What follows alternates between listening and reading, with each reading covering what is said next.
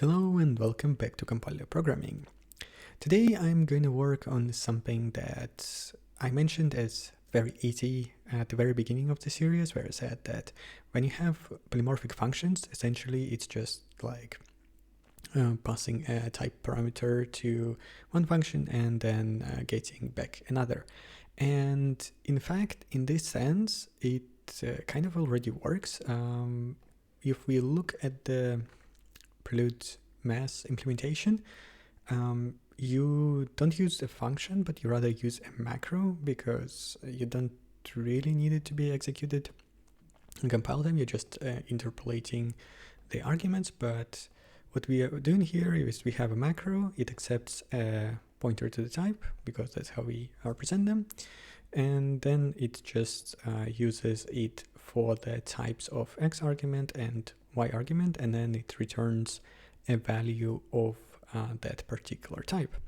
So yeah, it already works. We can produce any amount of functions that we want in this manner, and I believe this is roughly how Zig worked at some point, if I'm not mistaken. So the way you would do polymorphism is you would have like this kind of nested function structure. Right now they're doing something else, but this is sort of the one way to do it if you have compile time evaluation or proper macro support. But doing it this way is a bit annoying because you are essentially you're forcing your users to specify the type of the argument. So there is sort of no inference. That's one thing. Then you have a problem with overloading. So there is no function resolution or overloading, and in general it's just not sort of nice to define, not nice to use. So it's good that this works, but that's probably not how I want it to have long term. What would be a better option? Well, let's just write a test and then I will explain what I want to have. And we say should support templated type or templated parameters, I guess. Basically, what I want to have here is say my templated function is a function, and what it will have, or let's call it ID or identity. That's the favorite thing of computer scientists that are talking about functional programming, because it's a function that accepts something and then it returns that thing that it accepted. Now here comes the first problem that we run into, right? What do we put in here? Well, we should be able to do something like this, but that actually, I don't think that works right now. So what we will do is, well, first let's finish this example. Let's say ID of 42, and I think that should work, which means we need to copy actually this stuff, and where is the right? I guess this would work just fine. I just need to make sure I have the right arguments for the function, and that would be that. Right, I'm still missing the declaration of, no, it's here. It's just in the wrong line. Somehow I missed that. Okay, so yeah, we have a function that returns a 64, and that what should go. I will try to run the tests just out of curiosity, but there is a lot of stuff that doesn't work here, so we will, as usual, take it step by step. Let's focus this test, and that should give us a bit more stuff.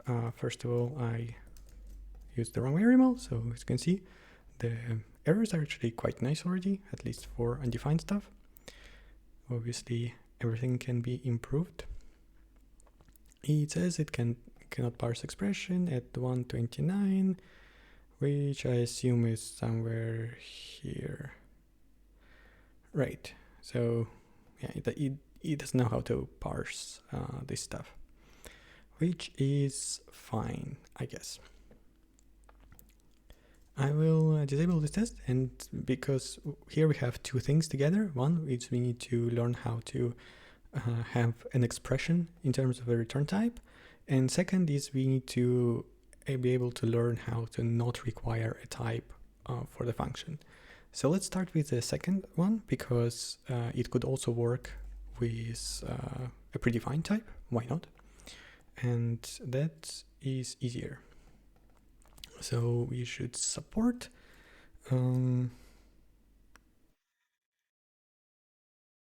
getting the type of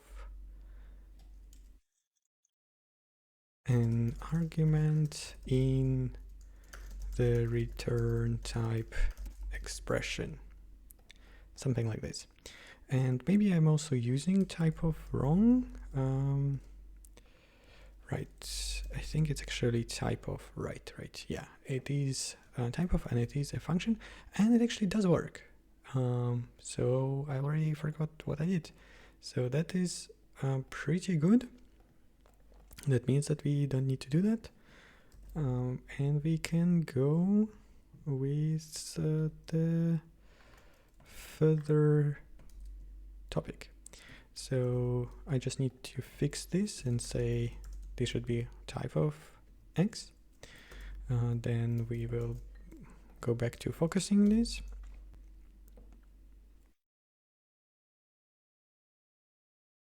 Right. So this is fine. What we have here is we are saying that we have no idea what x is, and I think it's a bit a wrong error, because it should actually result in something wrong or different. But let's get to parse function literal, which is where we deal with this kind of stuff. I think in reality we need process function literal, not even parse function literal.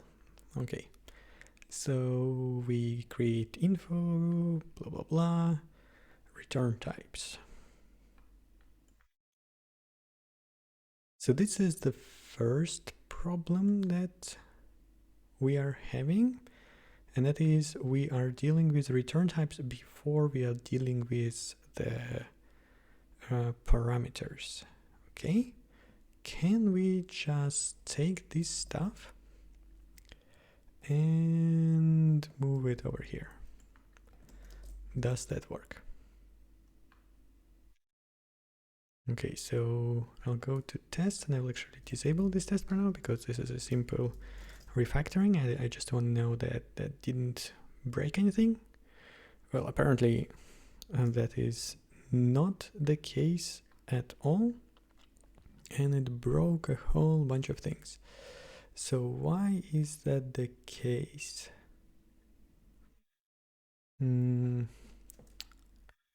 This should be completely independent of each other, but it isn't.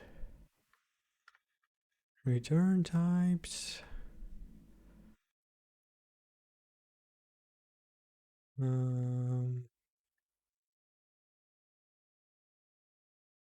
Huh. This is a bit interesting, to say the least. Okay. So it does matter in which order we are doing it. Why? Why does that matter?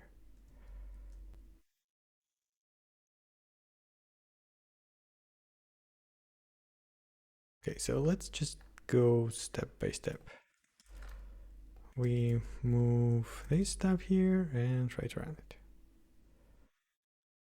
Okay, yeah, makes sense. So I have an optimization here that is ruining our lives, and the optimization is that if we if we have 0 arguments, then we can return right away. But first of all, that's wrong because we do need to restore the temp here, which is one of the annoying parts about C. So what we need to do is we need to say, oh no, actually temp was inside of this, but anyhow, I need to just wrap this like so, and I think that should be correct. Maybe?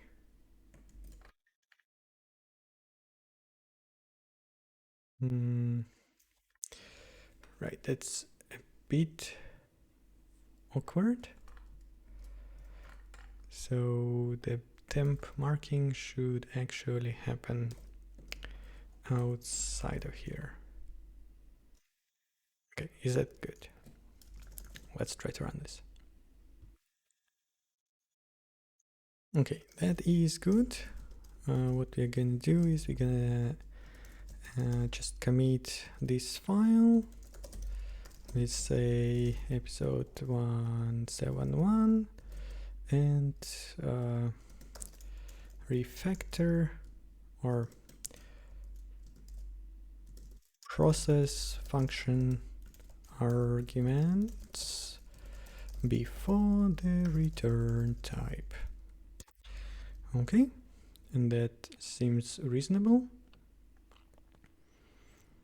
And now we are a bit better equipped with this. So let's just look through what it does. We go like this and we split.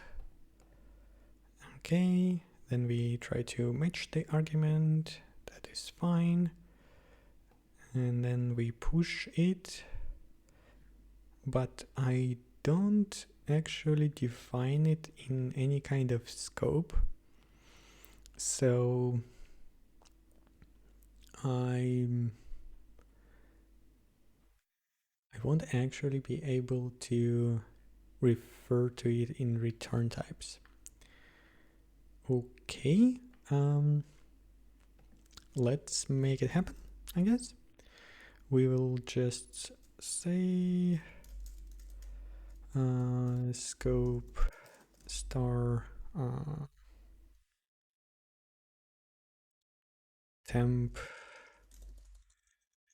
argument scope is scope make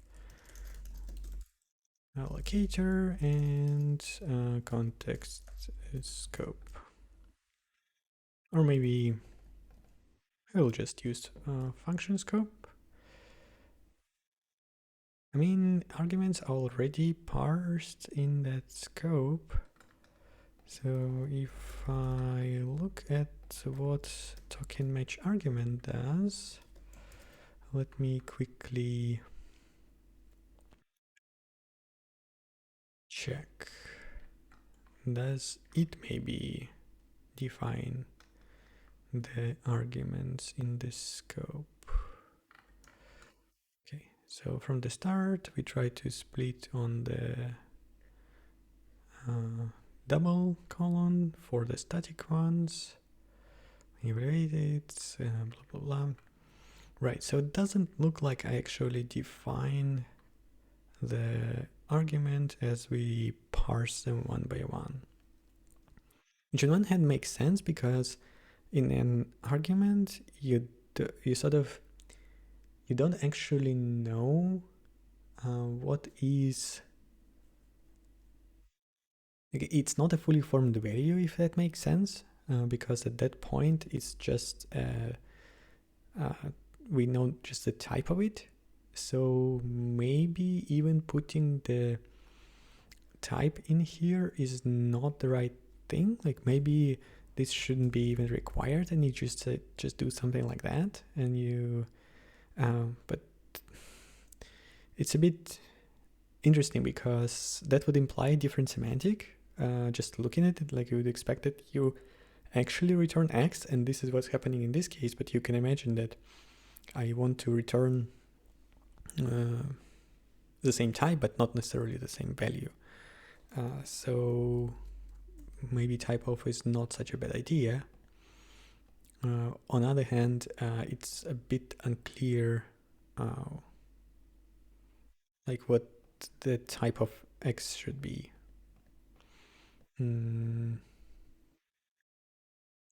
Well, let's not overthink it. I will just stuff it as a regular value with no storage. So we just say, yeah, we don't know what it is. And then we'll see what breaks or what doesn't and go from there. Okay. So we do need this scope because function scope is actually used later. Yeah. Let's have this temp argument scope and then we matched blah, blah, blah, that's fine. And now we need to define how do I want to do this? So there is a easy version of what I'm trying to do and there is a hard version. I think I will start with the easy one. And the difference between the easy and the hard is if you are allowed to reference parameters before. So imagine that we are not just talking about the return type, but we are also talking about y. And you could imagine that I'm doing something like type of x. This is pretty reasonable. We're just saying that x can be whatever, and y is the same type as x. So this would be the easy version of this. And then the harder version is the opposite way, where I would just say like so, type of y. I mean, it still makes sense and still something that compiler should be able to resolve because there is no circular dependency here or anything like that. It's a pretty valid declaration, but just this kind of laziness is always adding some awkwardness to the code that you have to write. So for now, I'll just do the easy version, and as I parse each argument, I'll just define it in these custom scopes so that later expressions, later parameters, they can access that argument and do any kind of computation that they deem necessary.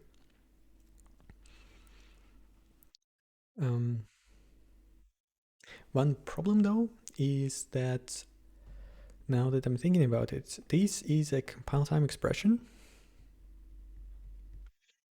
Although, is it a problem?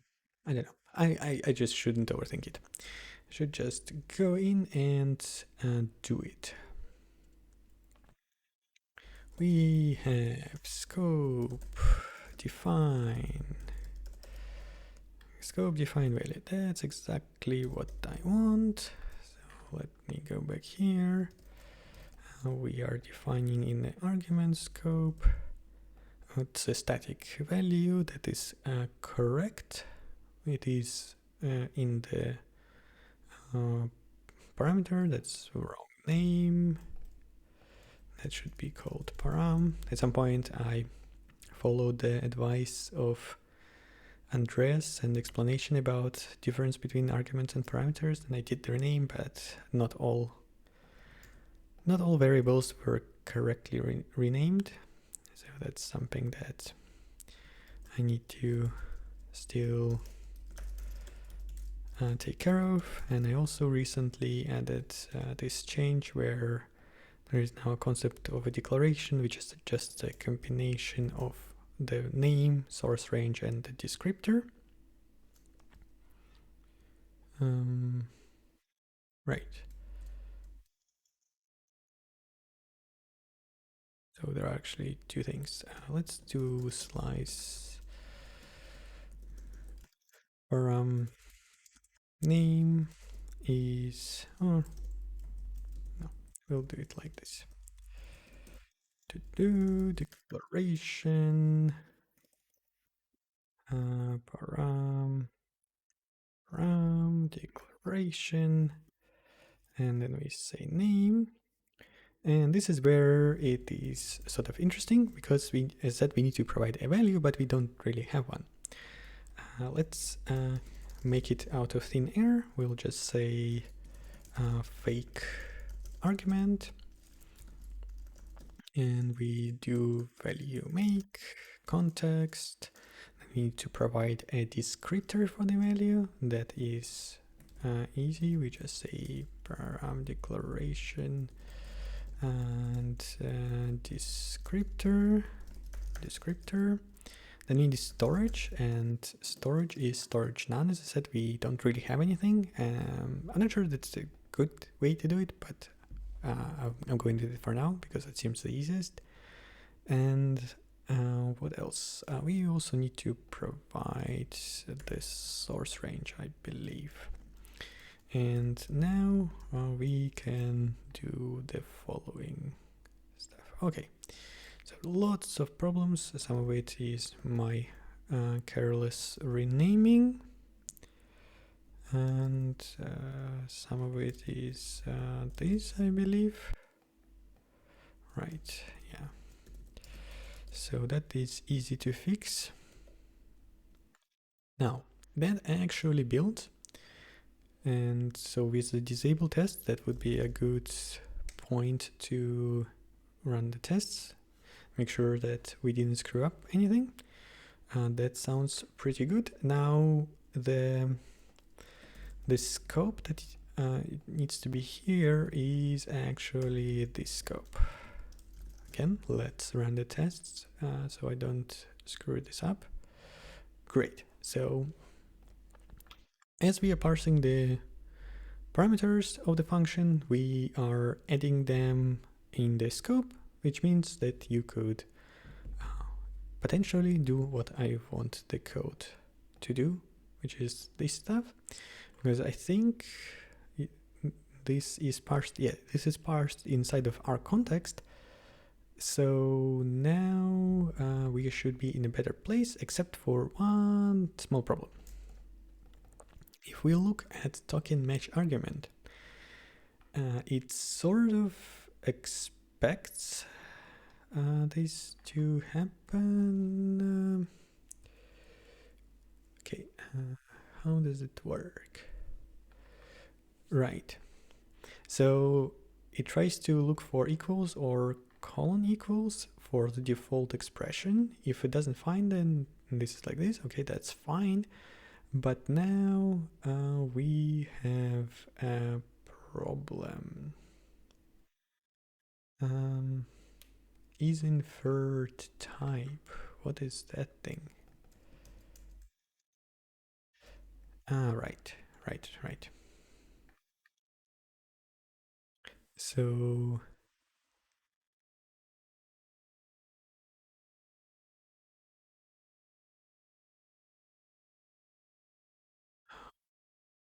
basically we need to distinguish between two cases.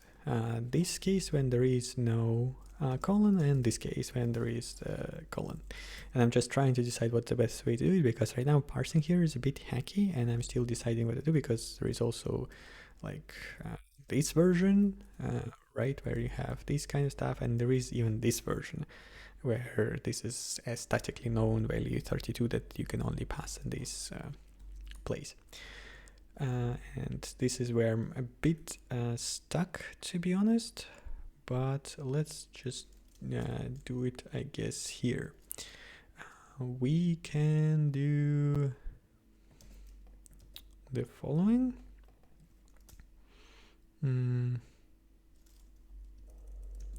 Or maybe. Ah, yeah, okay, the parsing actually happens here, right? So this is pretty straightforward. We need to remove this error case, and instead how should it, right, we remove this error case. Then we store it in the boolean variable that says has explicit, or we can do like this, inferred type, just override the same thing, is equals not this. So when there isn't a colon, that means that we need to infer type, and or actually that's not really infer type, bool generic. So we have generic, which is still not this. If name tokens, that's fine. And we say if generic, and then name tokens is definition, then this works. The message might be slightly awkward, but that's fine for now. We'll try to parse a name, and then for the descriptor, this is where it is a bit complicated.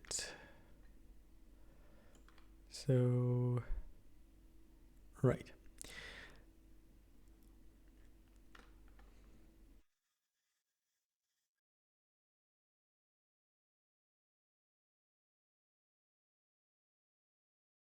The issue now is there is no way to represent generic parameters in the code. So that's something we need to do, I guess. So function parameter, yeah. So there is a runtime parameter, there is exact static parameter, but there is no such thing as a generic parameter. So that is then here. We have generic, and now that is kind of awkward because generic does not have a descriptor. I'll need to think about that a bit, but for now we'll just keep it as that. And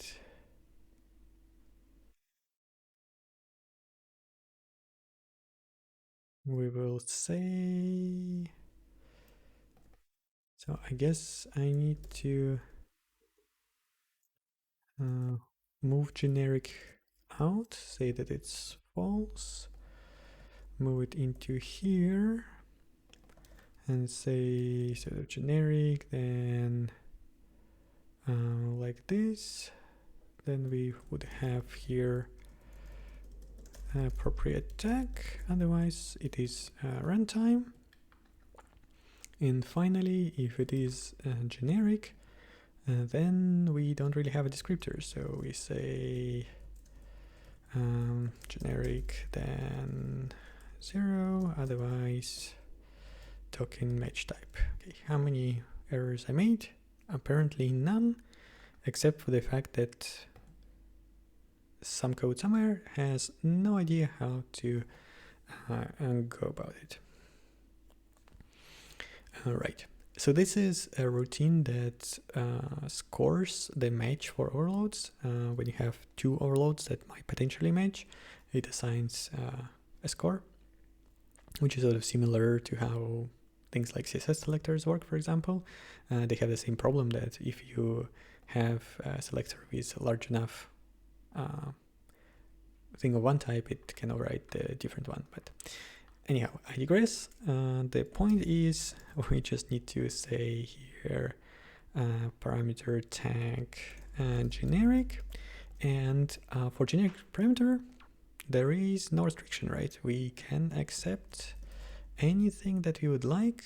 The score in this case I would reuse score cast, so I'm not sure that is the best way.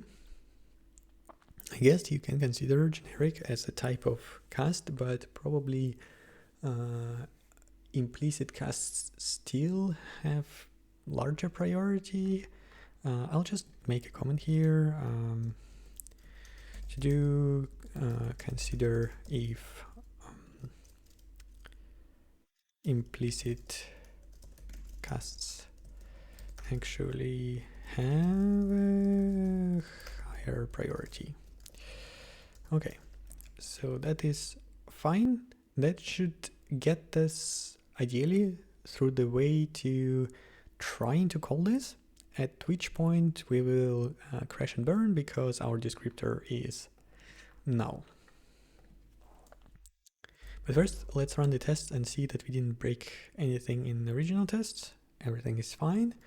Now we are ready to focus on our funky test. Well, yeah, that's about what I expected. So the thing crashed, but that's fine. We can open up the debugger and it will tell us where exactly it crashed. But somewhere we try to dereference a null, and that is something that you should not be doing, obviously. Okay, let Visual Studio warm up here. Right, as I said, we are trying to dereference a null pointer, and that is no good. Okay, great. The question is, where are we doing that? We are doing that is call setup proc, right? Makes sense.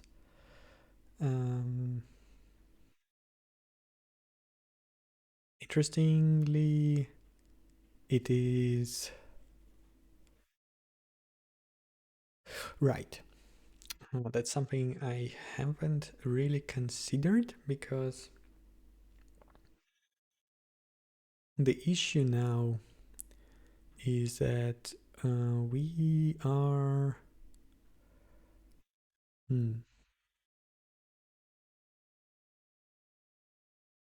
that's kind of interesting. So it's not as straightforward as I hope, right? What I did now should work for the test that I originally wanted to write. So I think we should still do it, because that previous one is a bit fishy that it was even there. Let's still write this test. Should support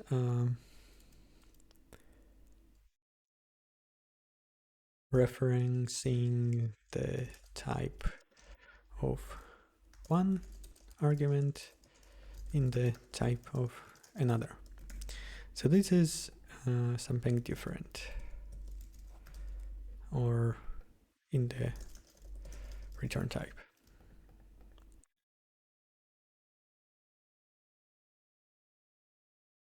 Now this ideally should work, but let's see.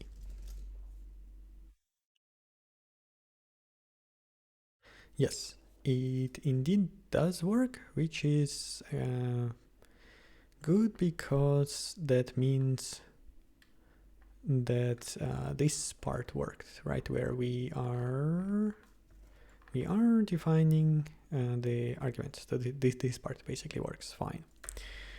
That is good, and I think I can even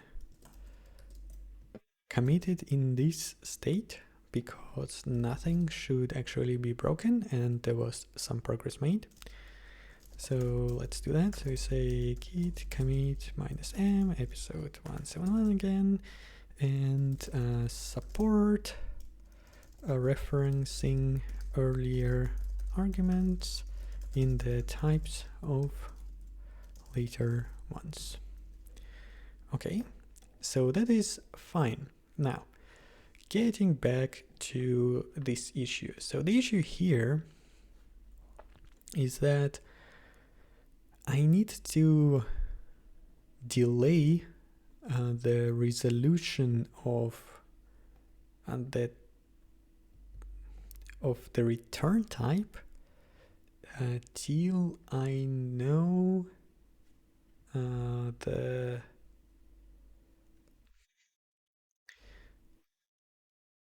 type of the argument itself, so the type of parameter. So this shouldn't actually be evaluated before I know all the types. How do I do that? That is an interesting question, because I need to be able to know whether a function has generic parameters or it doesn't. Right. Let me quickly think about that.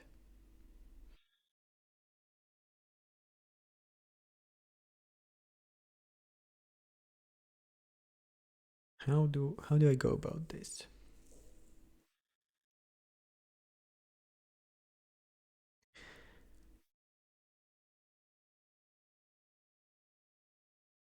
I can see where like so there a hacky way how I can work around this problem, and then there is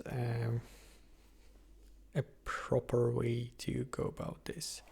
So what I'm thinking here is I could try to put something like lazy whatever keyword, which is a bit lame, but just bear with me. The idea would be that if you have this keyword, then the evaluation of the type will be delayed till we actually try to um, match the function for overloading.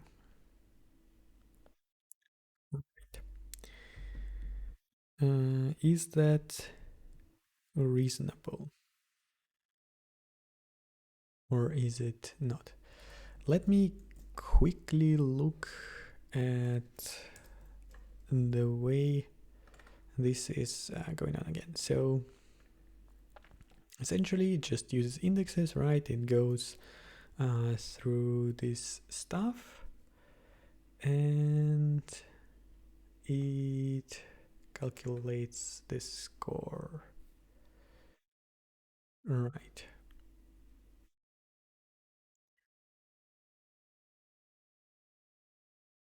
So this is where we would need to make a big change to how this is calculated. Because for generic functions, we would need to like that problem that I had with this definition here is because in reality that should not actually be where this definition is. Instead, it should be in this matching code, and then we would try to um, like we would need to cache it if we need to for all this work first, but that's definitely later on. But we need to somehow pipe all of this here. Now the trouble is in here we don't even have the context to be able to run the code, which is sort of what we need to be doing, and that is not great.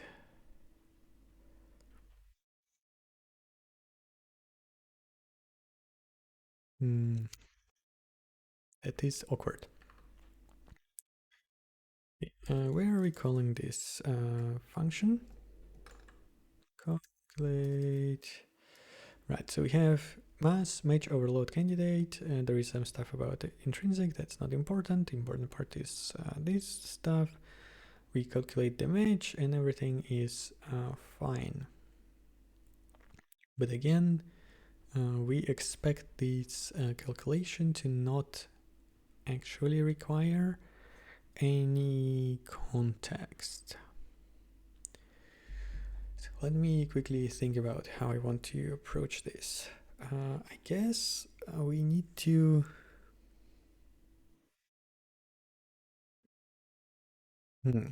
So step one, we need to know that the function has generic arguments. Let's start there. Do I have, yeah, we have descriptor function flags, perfect. We can say generic, and when we parse this argument here, what we can do is say if, or parameter, sorry, param, the param tag is function parameter tag generic, then the whole function is also generic. right? Hopefully that makes sense. Function, descriptor, function flags, generic. Okay. I typed F here. Okay, so that is about propagating the information that our function is indeed generic. If it is generic, then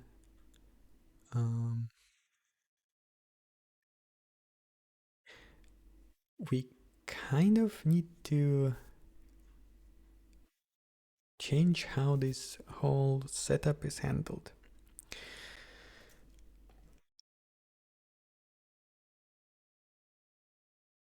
Right. So let me explain. Right now, this is the function parameter. It can be runtime, it can be generic, which is something that you just added, and can be an exact statically known parameter. Okay, that's fine. But the issue is now we need to delay the execution or resolution of the type of the parameter to a later stage in case where we have generic parameters. And it means that here, everywhere here, we need to do this delay. And declaration, which I sort of just ended, doesn't make sense anymore. Instead, it should be something else, in fact. And even static doesn't fully make sense, maybe.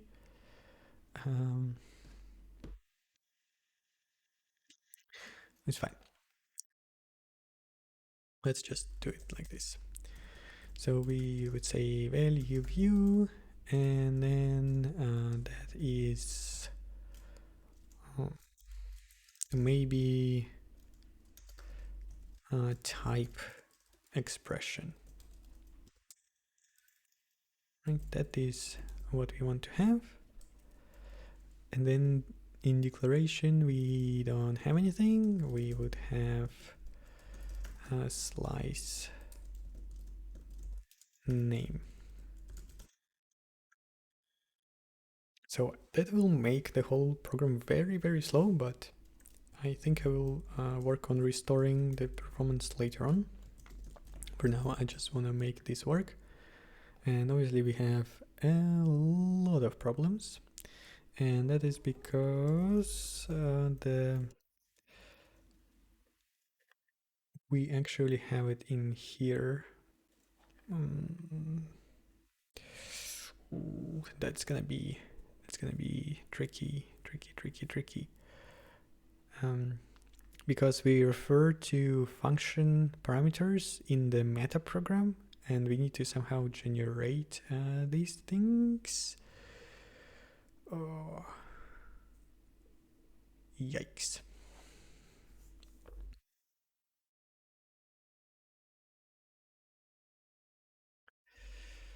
Let me think about that.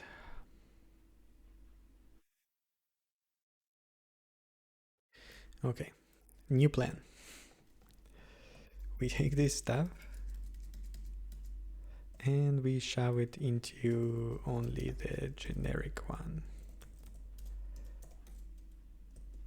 And struct item, blah blah blah. This thing, and we say value. I think I have it. Yeah. Maybe type expression, but here's not maybe. Actually, no.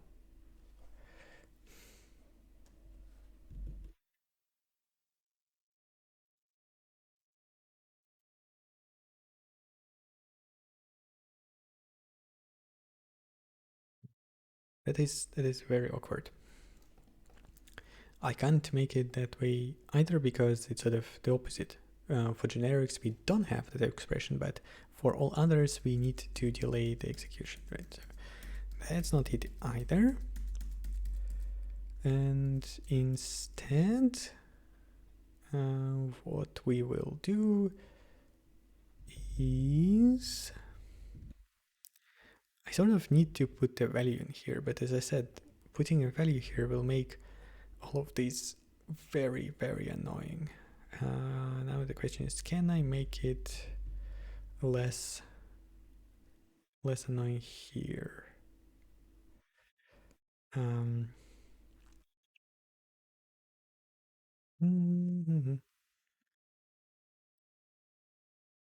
What I could do is turn it into some type as well.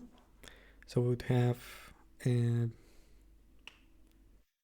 static type versus dynamic type, but that's neither here nor there.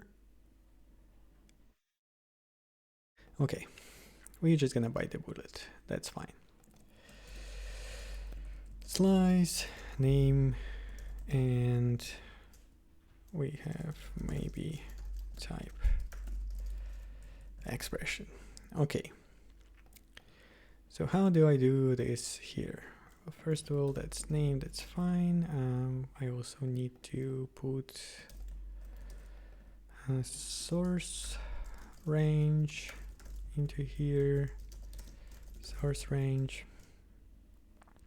That's okay. Right.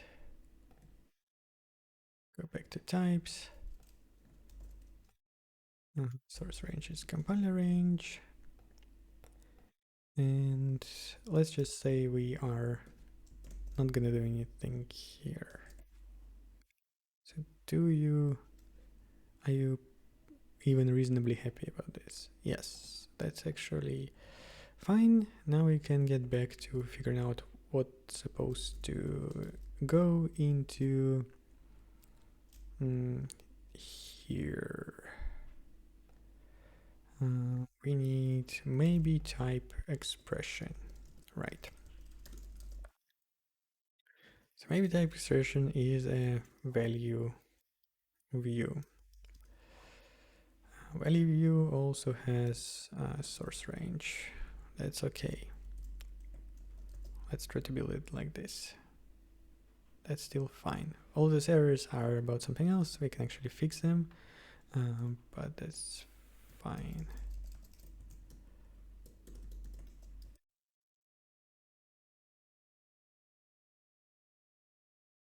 Param descriptor, yeah, that's okay. We don't need this anymore actually, because it will be slightly different. And here we just remove declaration. We'll have a descriptor problem, but that's exactly what I would expect. And then here, okay, what else? Declaration, right.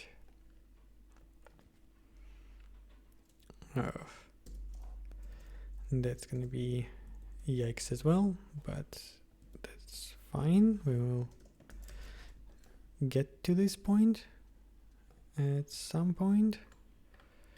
And right, do we have anything else? I think we have a few things here, but these ones are sort of super easy to fix. I just need to do it like that. Right, it still doesn't know what descriptor is. That's okay. Declaration here again. It has a problem with descriptors.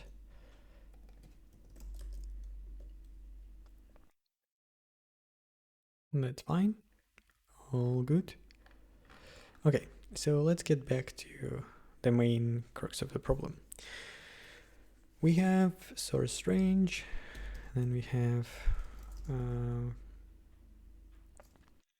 value. I think it's values or items. I don't remember, to be honest. Value view. yeah, so we have values, length, and source range. Length is obviously the easy one. We just need to have one because we statically know what's supposed to go here. But this is where things get very awkward, because what we need to do is sort of put a value here, but that is not necessarily correct.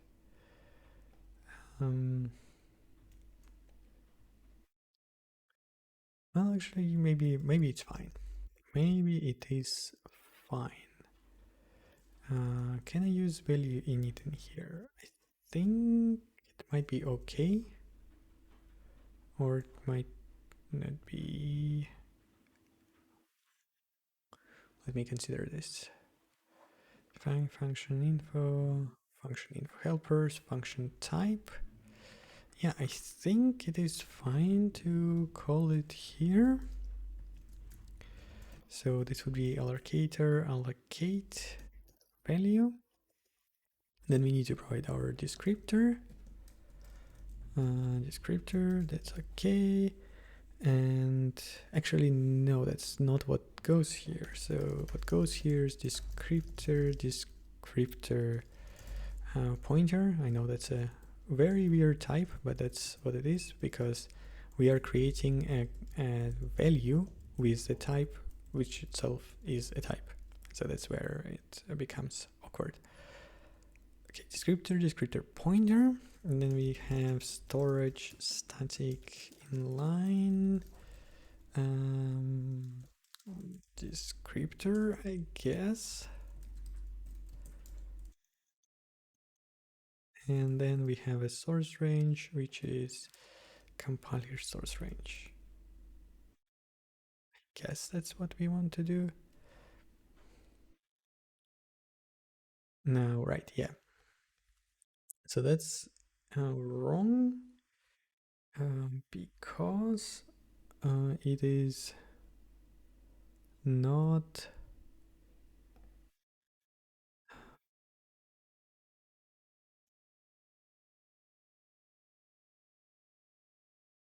We need the pointer to pointer. So this doesn't complain, surprisingly, but that is not correct.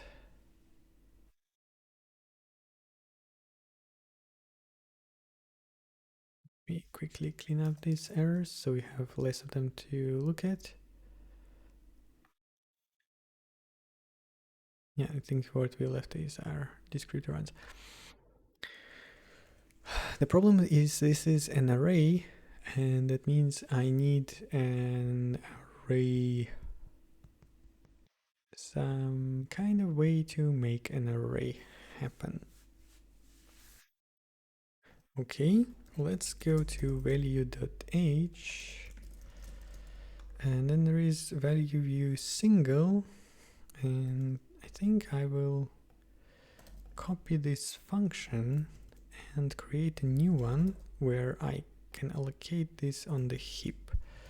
So value view allocate single, and it will accept a const allocator, and then it will accept this. Right. So we need to say, wait. Yeah, right. So value star values is allocator allocate value star, and we say star values is, or can also do values 0 is value, and then values. And now I should be able to use that thing in here. In here. So we pass an allocator here, and we then pass a new value, and everything should be great. except that I screwed up somewhere. I think that is where I screwed up. Okay. So that even seems to not blow up horribly, which I find very, very surprising, but we haven't actually fixed the full issue. So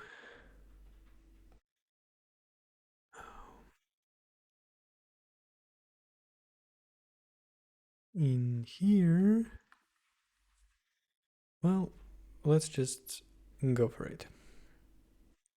I will take, wait, say maybe type expression, and this would be value view allocate single, and then I would say context allocator and this kind of thing. Why not reuse what we just built for the other stuff? Yeah, allocator has 2 L's, not 3 L's. Good, so that makes sense. What else do we have? Right. So what we have here is a thing. You know what?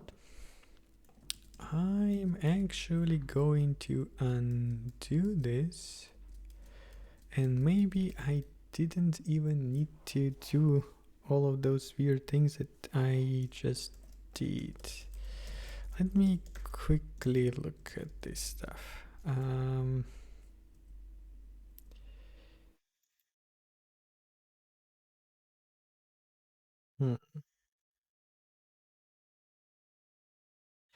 You know what? I think that is not something that I actually want to have. So let me stash that, and I'm gonna explain what I mean. I will keep that descriptor, and the logic will be, so I still want to descriptor function flags. I'm gonna do it incrementally, more or less. Descriptor function flags, yeah, right. So here we will get that generic thing into here. That was actually a good idea, and that is fine.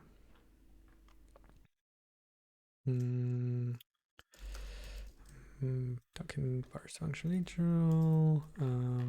Right. It's actually handle function. Yeah. Function. Wait. What's it called again?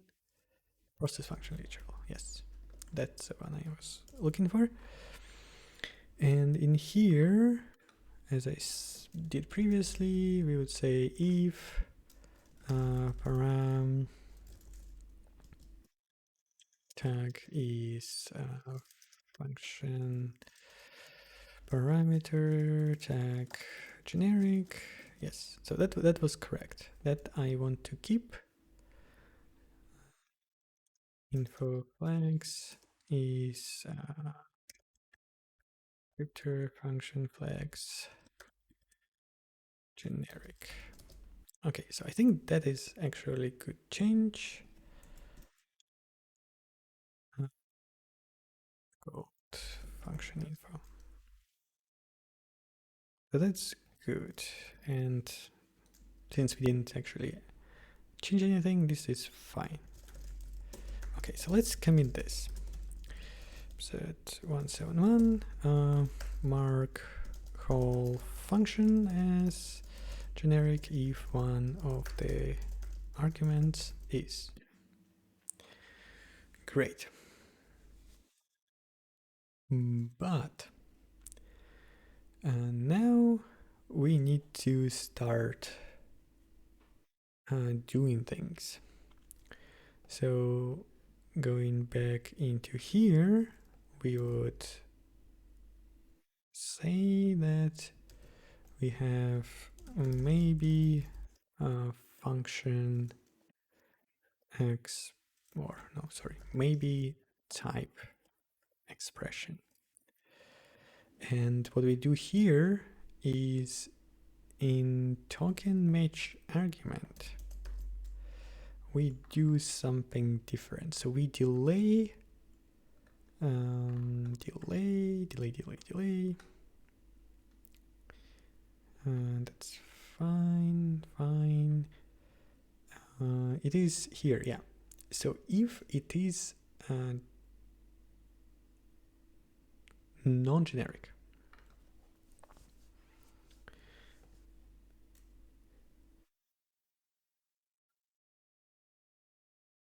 I can actually do it like that. If it is non-generic, in either case, we don't actually assign anything to descriptor.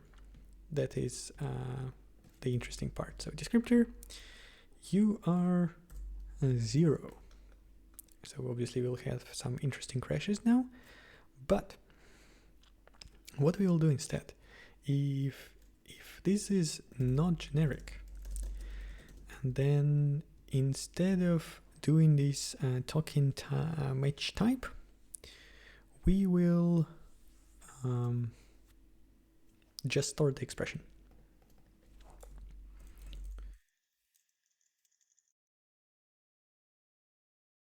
We would say value view, what I call it, maybe type expression, that's great. You are 0 by default, and here I will just say maybe type expression is maybe type expression. Great. And if we do have that, then so it goes like this. Now we are putting the expression in here. Descriptor undefined. So maybe I was a bit too eager removing it, because for some cases we do have the descriptor. I shouldn't have been so rash with it. So my whole new idea is that if we do know the descriptor, that's fine, just let's put it in. But if we do not, then everything is great.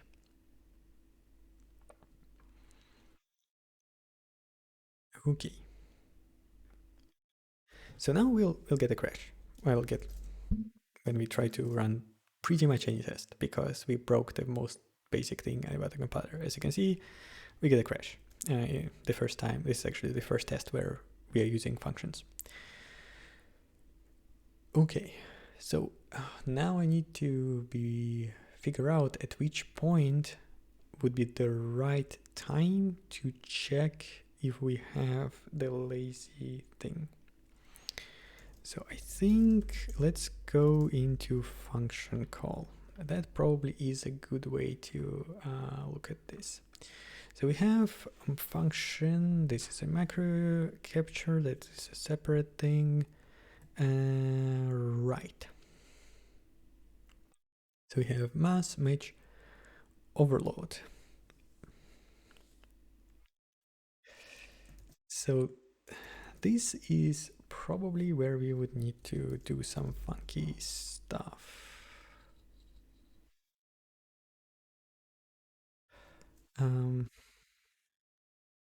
Let me quickly think about that.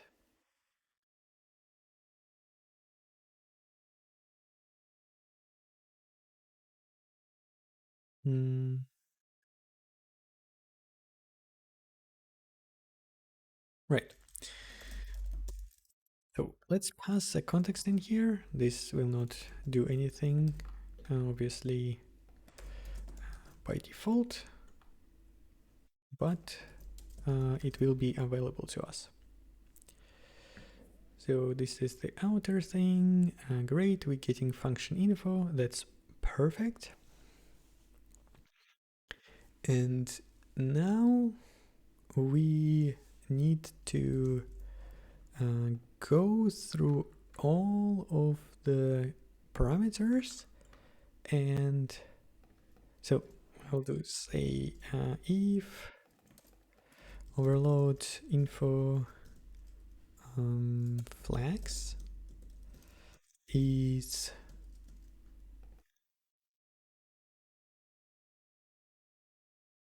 so I guess I need to do it like this.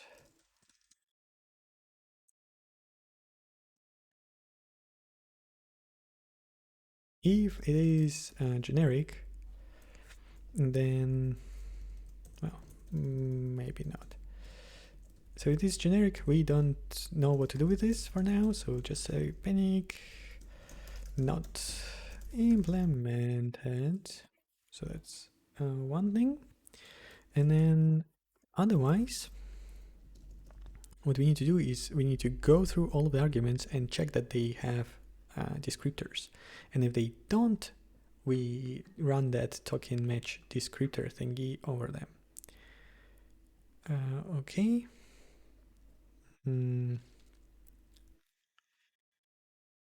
Where is... I'm a bit lost. I didn't get much sleep today, so I am slow, as you can see, and I'm going back and forth on different things. Calculate. I actually just needed this line. I don't know why I was trying to copy it, but since I did, here we go. We have overload info. In fact, this probably could have been dynamic array for each function parameter param and overloading for parameters, so something like that. Does that make sense? Yes. Okay. Match overload. Where are you defined? So I guess you're defined somewhere in here. Oh, this is gonna be awkward. I'm already seeing where we'll have a problem, because we are using it here, right? Yeah. That is extremely awkward. Right, so we can't actually put the context in here, and that's the wrong context anyway. So what instead should happen? Right, that's actually a good thing that we have a problem here, because this is the wrong context. We should get the context from the time that the function was defined, not the time that we are trying to call it. That means that in the function, function,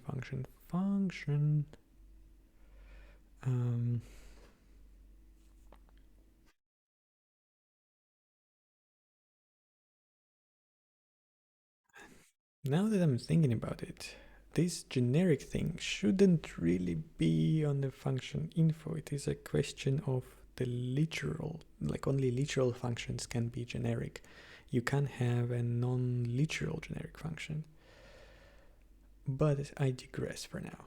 Let's power through this, I guess, maybe.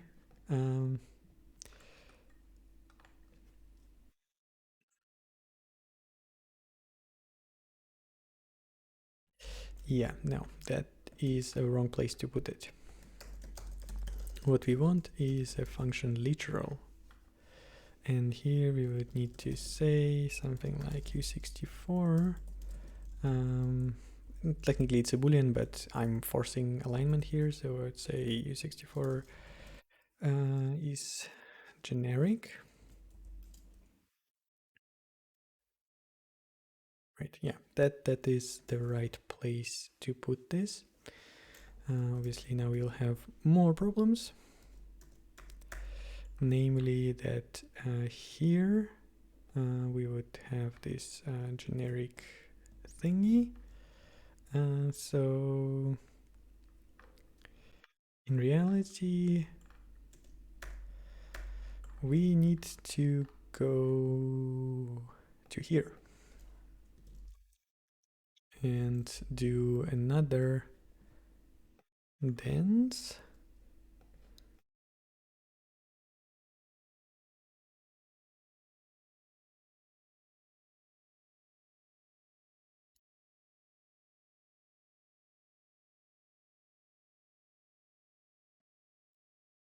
So this is how it goes.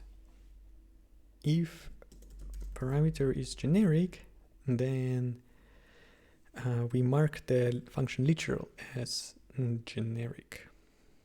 Where do we create a function literal? Sorry, the here. So all of these actually goes. Null is generic false. Now I can say generic true. And then in the literal we can say is generic, is generic. Okay.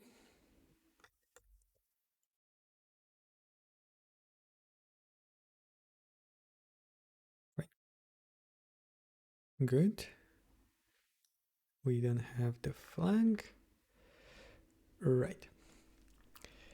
So, because here we need to do something slightly different. I'm not actually going to check for generic here for now because this is not required for what I'm trying to do right now. Right now I'm just trying to unbreak what we broke before.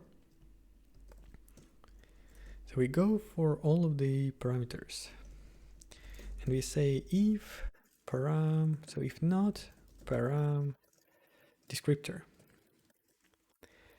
then param descriptor is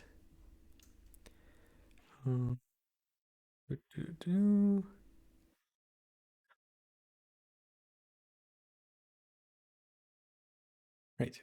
What I was also saying is that we need to get the execution context somewhere. I guess I can stick it onto here. Instead of the scope, just store the whole freaking context. Oh, maybe? Why not? Execution context. Context. Right, that's gonna generate some problems. From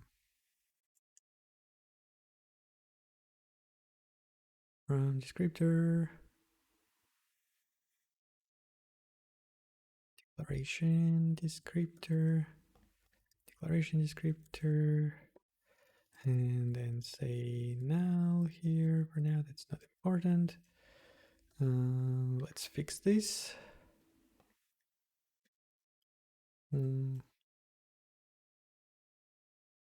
Right, right. So you don't have a scope. Now we are back to this stuff. In the function info, we no longer have a scope. We have a context. Did I call context? Yeah, I called context. So we have a context, which is not really a full one, so I will need to think about this more. For now, though, that is fine. Info context scope. Great. Context scope. Even better. We probably have something here. Function init. So this is where. Let me quickly check where this is called. So this would be fine. This would be probably also fine. And then we have this weird one where we are creating it with 0. Where does that happen? 894. Oh, the startup code. But that's actually fine. I mean, I can just do this. So let's, or rather like this. Const execution context, and context is copy of the context. So this is fine. We are fine almost everywhere. Here we are saying context scope, all great. And compatible types from scope to const execution context. Fine. So we just move this stuff slightly up.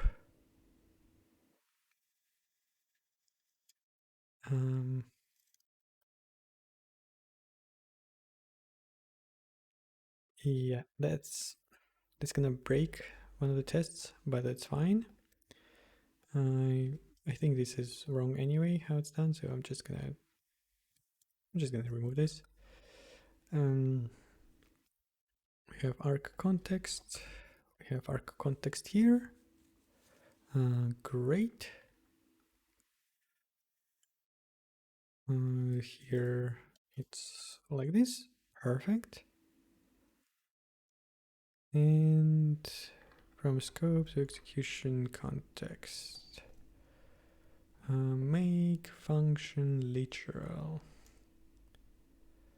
Well, execution context, function context is context, function context, scope is function scope, and then we are saying get the context from here.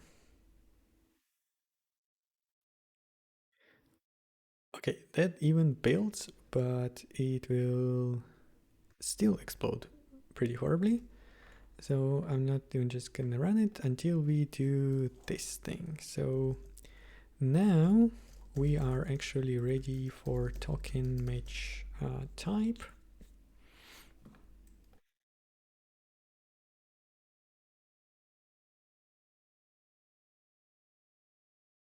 Was it here?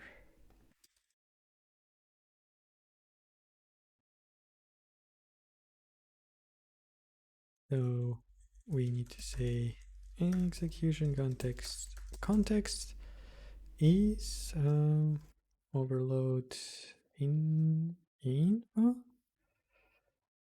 Actually, I can probably do it like this: overload info context. Different const qualifiers. Rest is undefined, and that is incorrect. So here we'll need to say assert that param maybe type expression length. So if we don't have a descriptor yet, we expect that there is something to be parsed, and we are saying param blah, blah, that's okay. And this is what we pass into here. And then we do this.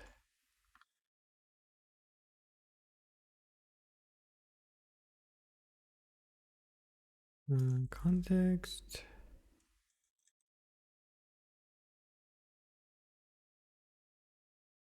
Is it like that?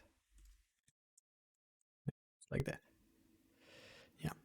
Maybe type expression, fine.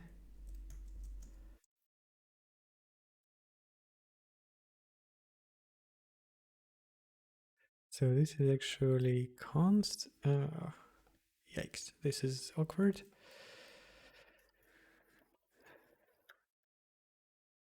I'll have to const here to avoid this const cast.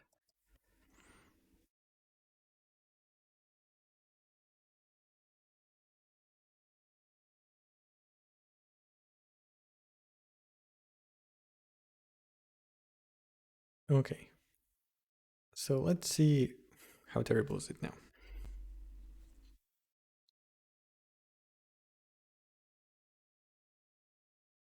We are still exploding pretty badly. So, what is happening? Parse function literal. Descriptor function instance.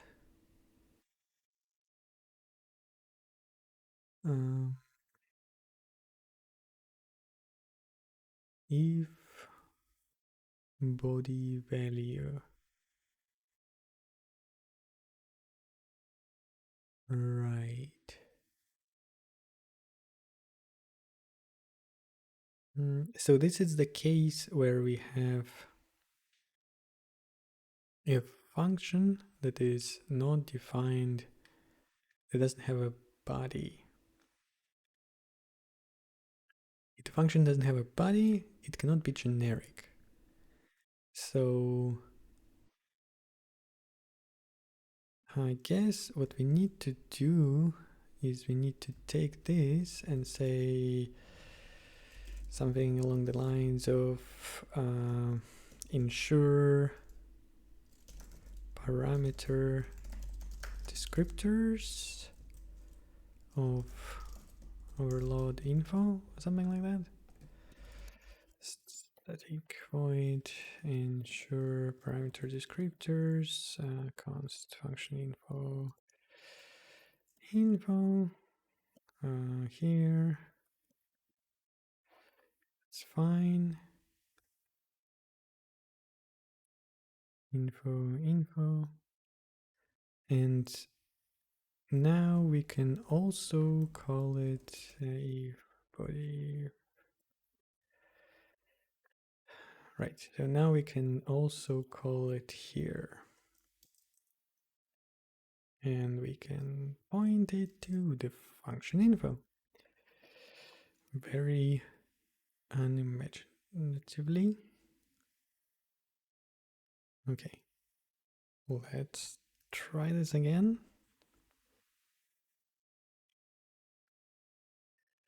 Well, we made progress. I mean, that exception is actually expected, and there is another passing test. But we are exploding the ensure function instance. So let's shove it in there maybe as well. And sure, is it in here?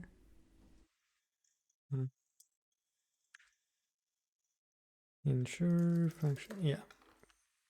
So I guess in here, the descriptor function instance. Me quickly think about that. Yeah, okay, fine.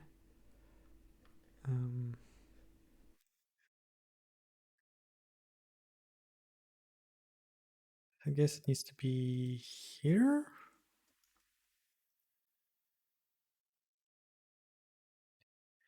Wait. Back up a second. Where again I was getting an error?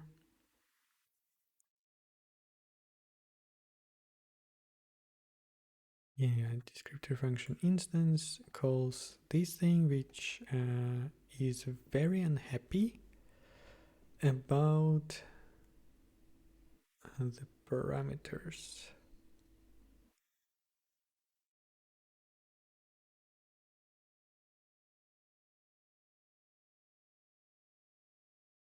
Right.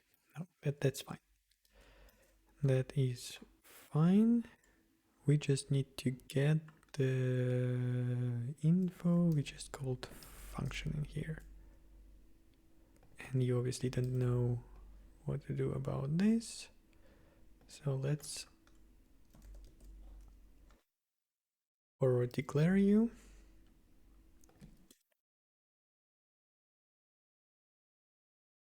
And try again.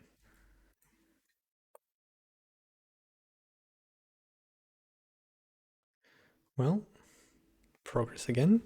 We are coming quite far now. That is good to see, but we still end up with the problem. And why is that? What is the test? The test.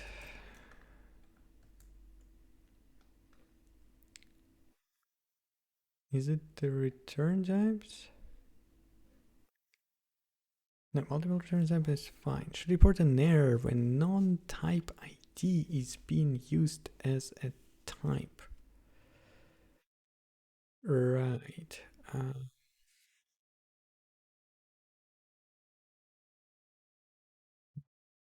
Right. So what is happening here is that in here, I need to do this.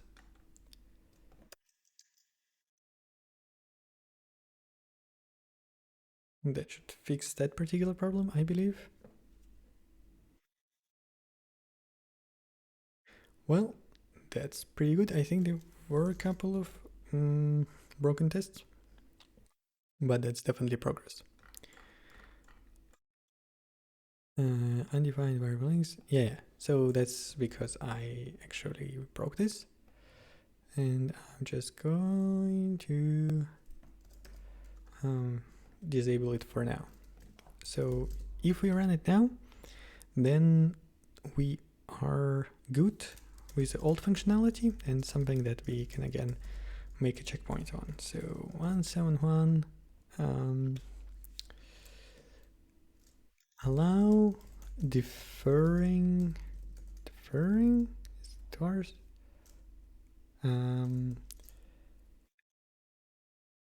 parameter type resolution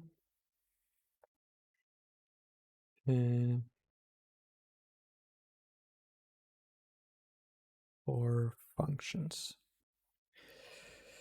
Okay, so getting back, why was I doing it that in the first place?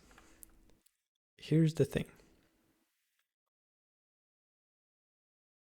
In here, we have this function that is a candidate, and then we have real arguments.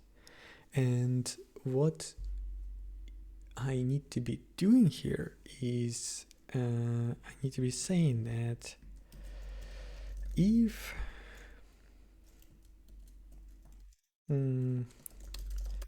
function literal, let me look at how I do this. Oh yeah, so this is how I do this. Great. I need to check if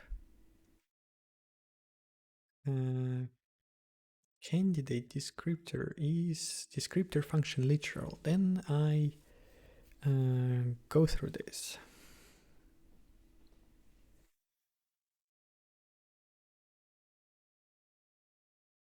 I guess I can do it like this.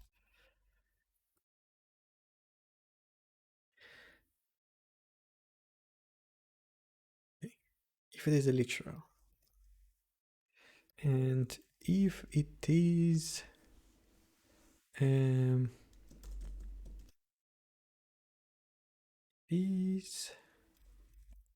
generic,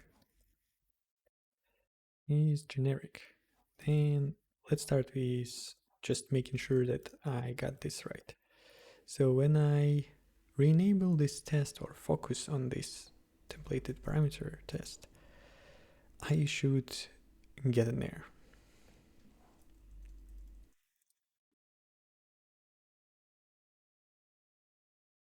Currently, I also screwed up a bunch of stuff, so that should be candidate. Okay, let's run the test and I expect to see a panic. No, I do not.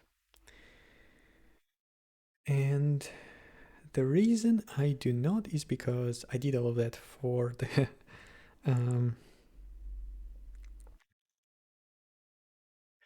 I did all of that for the arguments or for parameters, but I didn't do that for the return type. So we have returns in here, and this is the returns thingy. So essentially I need to do the same thing where we have value view maybe returns type expression, and I might decide to clean up this somehow later on, but for now that's what it is. Maybe return type expression. We need to go back into this process function literal, right, and match return type. Okay, match return type. It tries to split. All right. So in this case, this is where we are doing something. Actually, in both of those cases, we are not doing the descriptor. Instead, we are doing the returns. Maybe returns.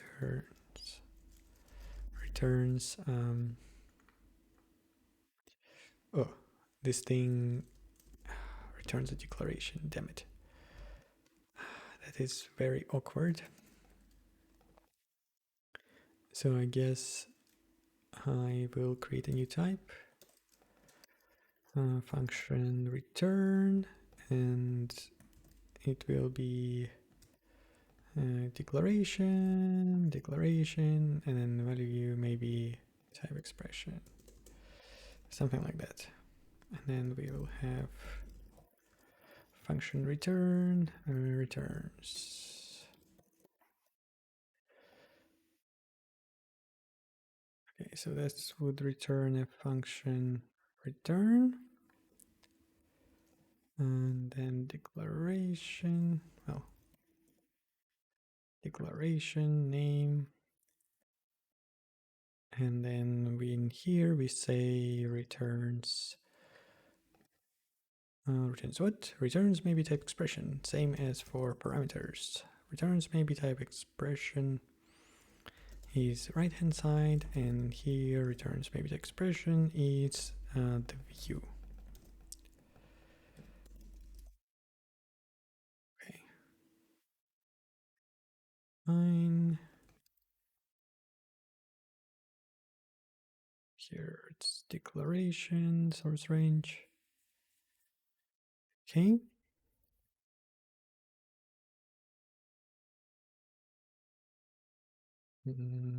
Function return, declaration, descriptor. Okay, where else we have a problem? Returns, declaration.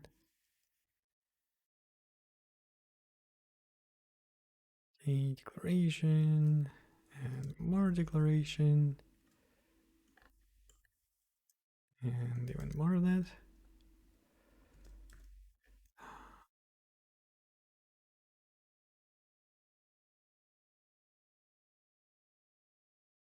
Adding new fields or changing your struct around is always a bit annoying, and the worst part is not a lot of IDEs allow you to properly do this, even if I was using an IDE.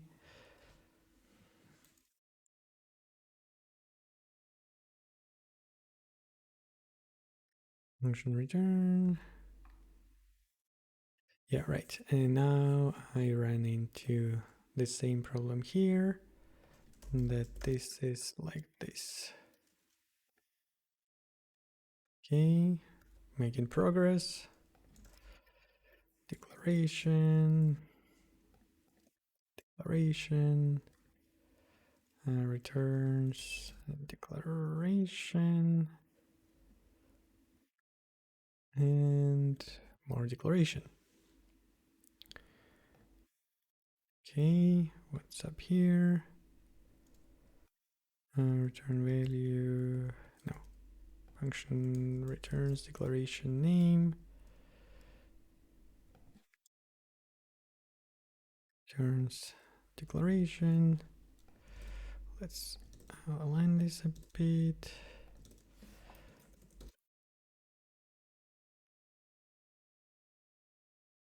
Where are all these coming from? Oh, yes. Yes, yes, yes.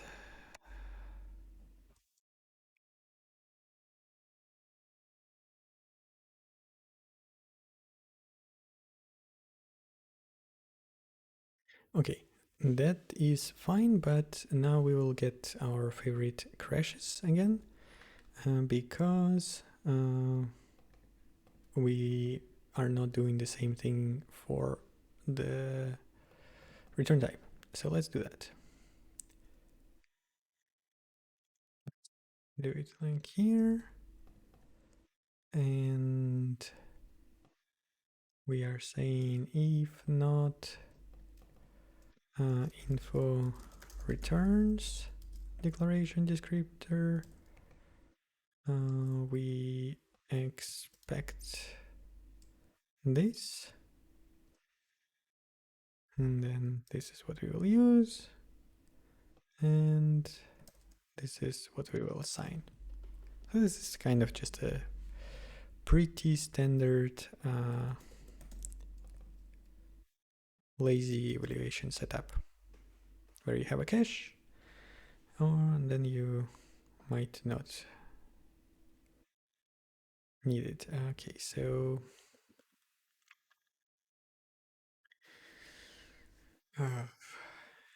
right.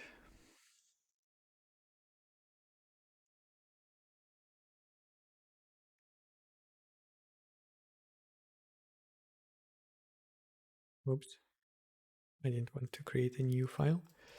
Function info star info, and then we would say mutable info context. Actually, let's keep it.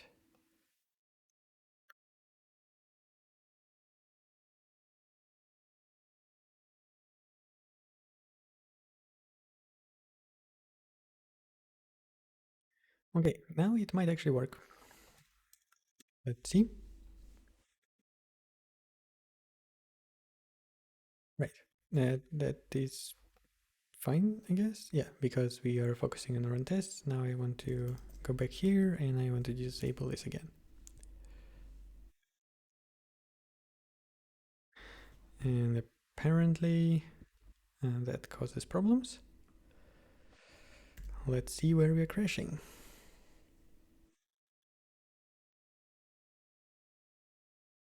Same type. Mage, overload candidates.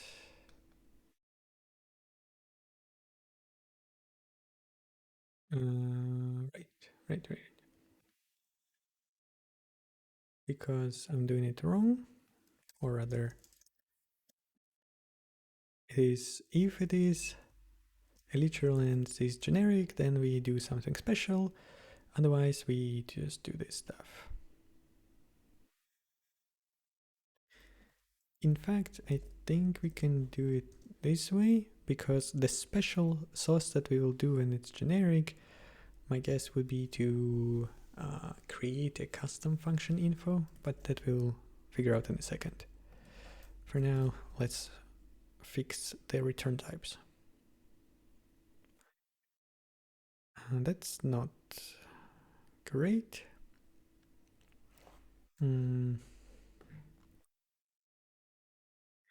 That is the sort that I don't really want to deal with, to be honest, at the moment. It just verifies that we have correct locations for everything, but I really don't care about that right now. So I will deal with it later. Well, maybe I won't. Maybe that assertion was actually catching the right thing. Right, apparently it was catching the right thing. Okay. Well, let's look at it. Maybe I can quickly figure out what the problem is.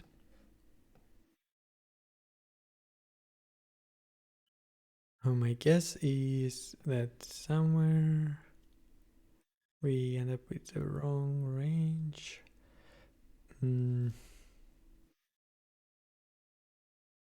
I think I might even know what the problem is. Maybe? View source range, yes. Right here. Maybe type expression is the right hand side.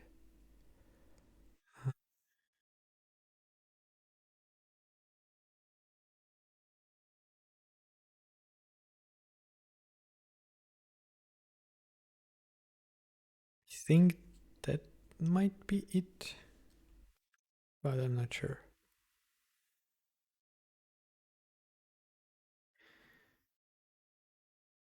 Apparently not.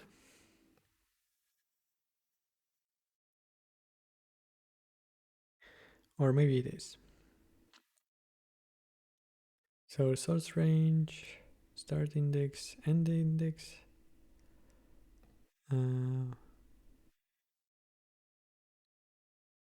Wait, what is actually exception? Trying to read -1. Start index. Oh, values is completely screwed up. Yeah. That is, I guess, expected. Or not.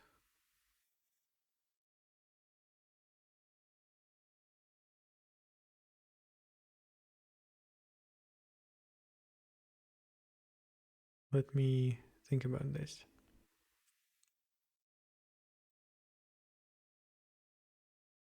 So what are the changes that we made? This is just declaration stuff, that's fine.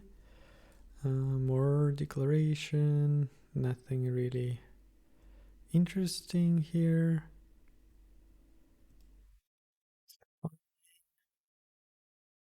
Fine.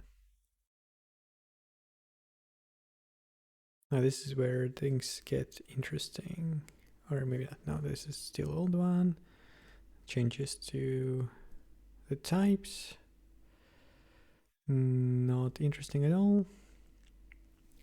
This is where things start. So we have source range. Fine.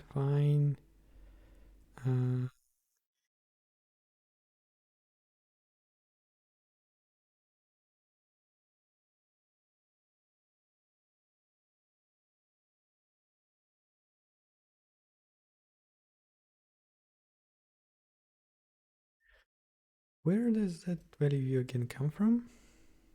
View. So the values here is completely borked. Value view slice. Yeah, and it points to something super wrong. Parse expression. Value view rest. Yeah, this view is screwed up. So this coming from token match type, which is what I would expect. Wait a second. Yeah, so we have the check. And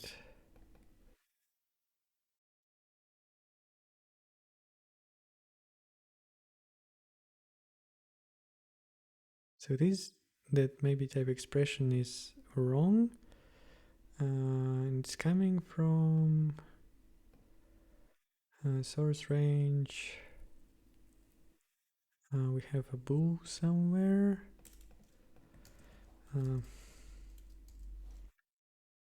So what I'm looking for is this. Right, so this stuff that is screwed up somehow. Why is it this one though? It kind of doesn't make sense that only this would have a problem.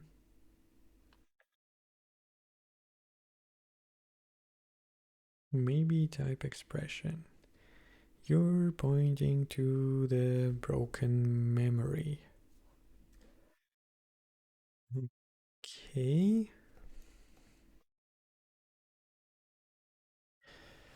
These kind of bugs are the worst to fix, to be honest, because they take forever to track exactly where you screwed up. Token match return type. Luckily, this doesn't happen very often, but when it does happen, it is always a pain.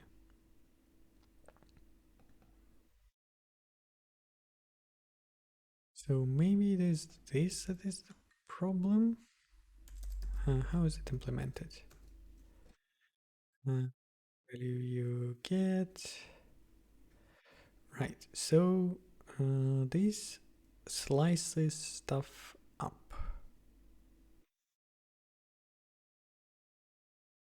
But that essentially means that we somewhere get a list of things that is temporary,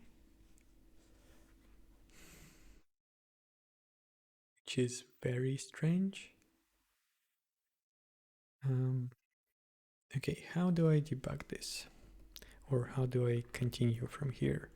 Another way to think about this.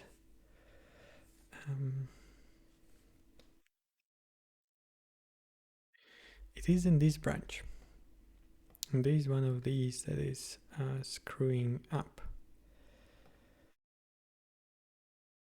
So what can I do to quickly fix this? I guess something like this.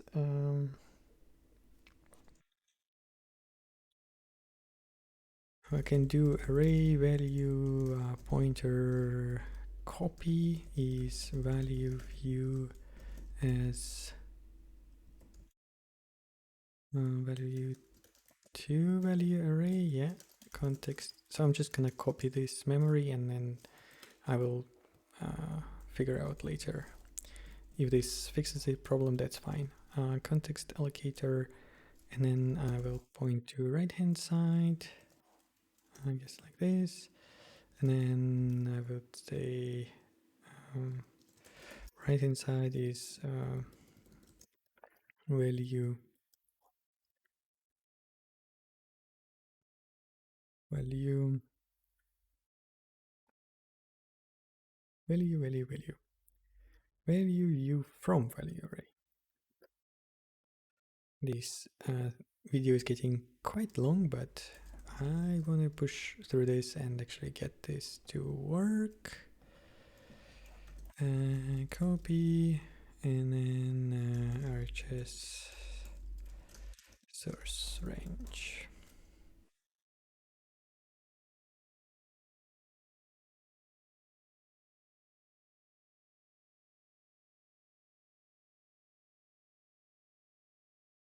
So now we should be fine.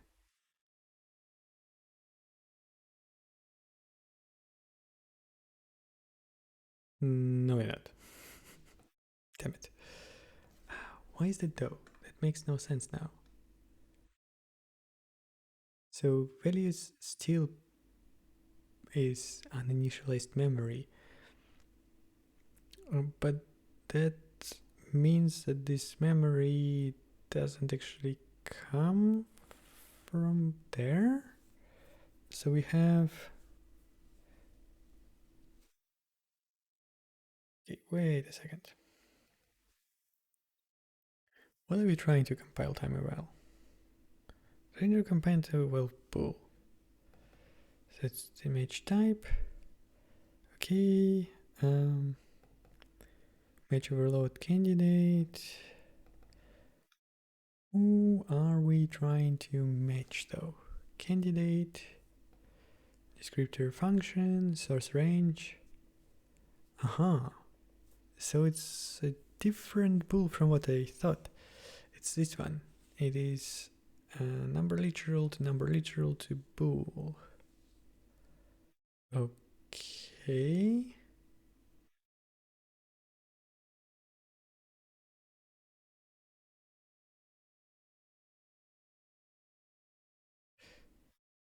Right.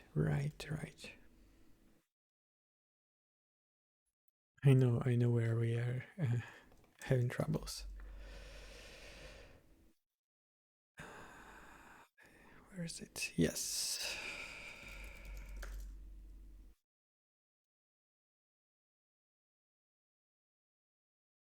This is the problem.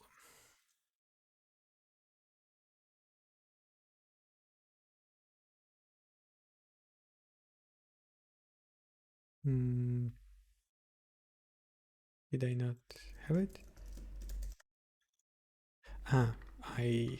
It was in the other branch, or in the stash changes that I have this, but it is easy enough to restore. Allocate single, or maybe it should actually be called make symbol values star values is allocator allocator values star values with one L, not two L's. Values 0 is value. This now values. And const allocator. Okay. Getting back here. Let's try this out. Search range. Extract. Right. Well, value.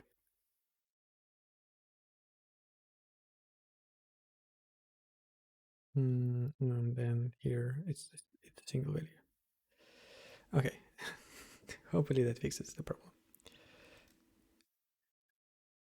I need to restart this. Let's try again. Okay. One more step in the right direction. This indeed fixed it. So commit, make return type parsing lazy. Okay.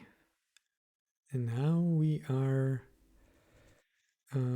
back, and another thing that we need to fix is actually this test, but this is something that we should be able to fix if we try. So we have this context, but what we want to do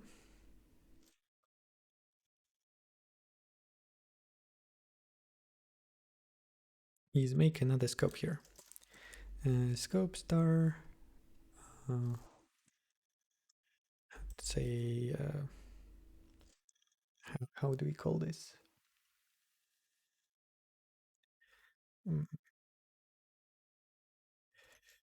Parameter type scope or something.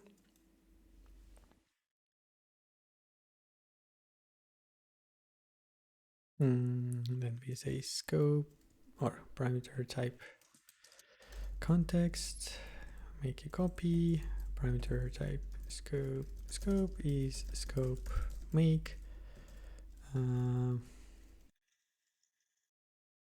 allocator, and then scope.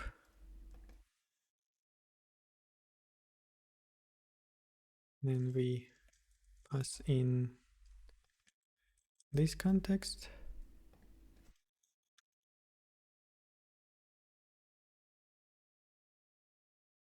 Changes how this is done.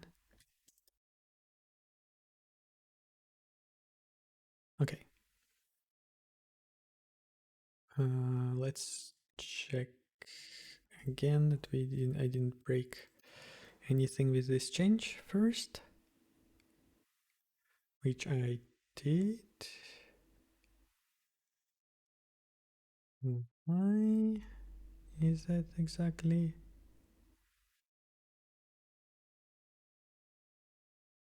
What the problem is? Let's see what debugger says for this. Allocator is null apparently.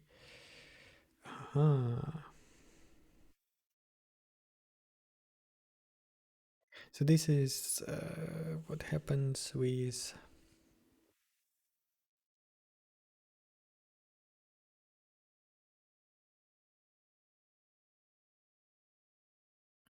this is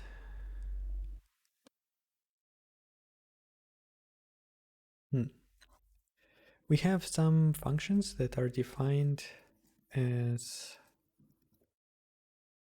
the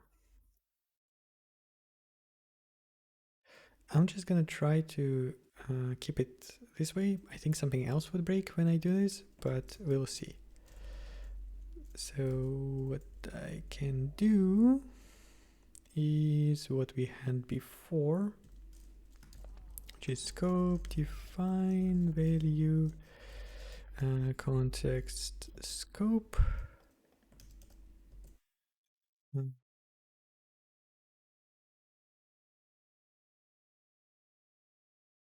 Basically this. Source range, and that is declaration source range, declaration name, right? Now you remember this. This is something that we did quite a while back in the original iteration, but the point is it actually needs to happen here because here is where we actually are ready to do this.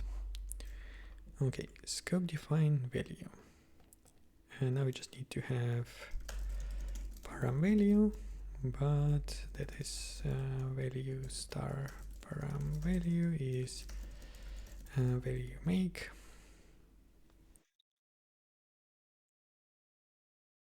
And we have context,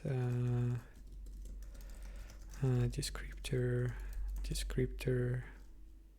pointer. No, it is param declaration descriptor storage none, and then the source range. So source range is this, and then we can replace it here, and we can put it here, and all of it is looking nicer. Yeah, we are not defining label scope, we are defining context scope. So let's see if that does it. First of all, let's see if that doesn't break anything else, which I think it might, unfortunately. It doesn't look like it breaks, so let's see if it fixes this test. It does fix this test, so that's again progress. Okay, fix accessing previously. That's again episode 71. And defined argument types.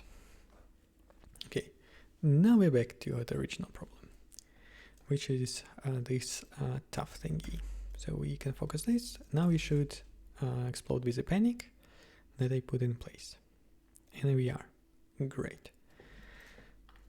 This is what I would expect. And now the tricky part is to figure out how that is supposed to look like.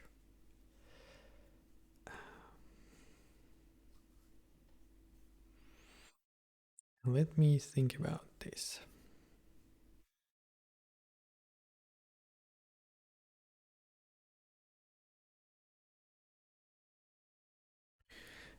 So the only reason we are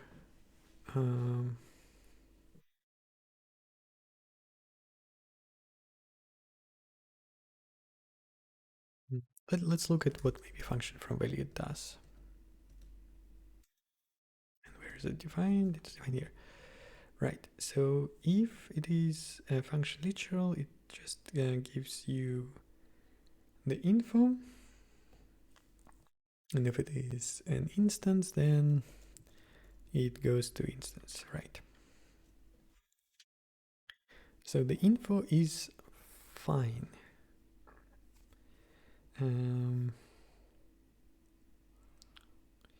We might want to generate a new info, to be honest. So let's try to do that. We will say function info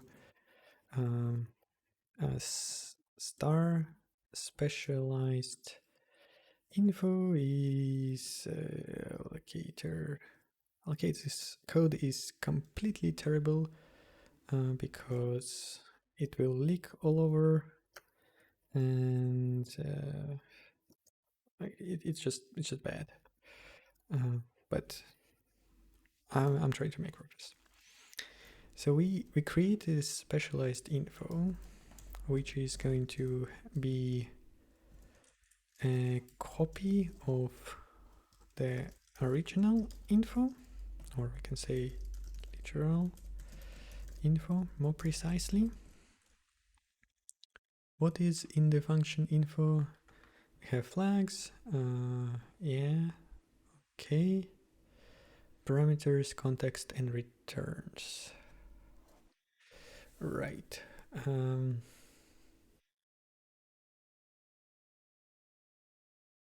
Fine, I guess. We need to clear out the generic flag, maybe. Let's just do that. Actually, no, generic flag is no longer here, so you don't need to clear up everything. It's fine. But what we need to do is we need to create new parameters because now, so let me roll back and explain what we need to do. We have this function literal definition. We don't know what the type of this parameter is. So what we will do is when we call this, we will try to find a correct overload. When we come across this literal as an overload candidate, we will look at this argument and we will say that maybe I actually don't need to do this. I might. Let me think about this. Do I need to do this actually?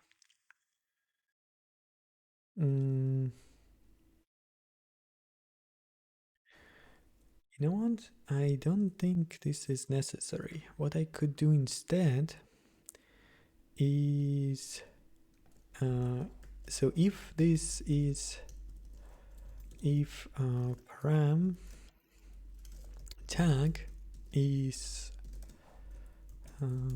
function parameter tag generic, then we not return, we actually continue, right? And we can do this the same if to make it more consistent between each other. Okay, so what this essentially says is don't try to resolve the type of generic because it doesn't really make sense. Although, yeah, okay, that's fine. We also will remove this call.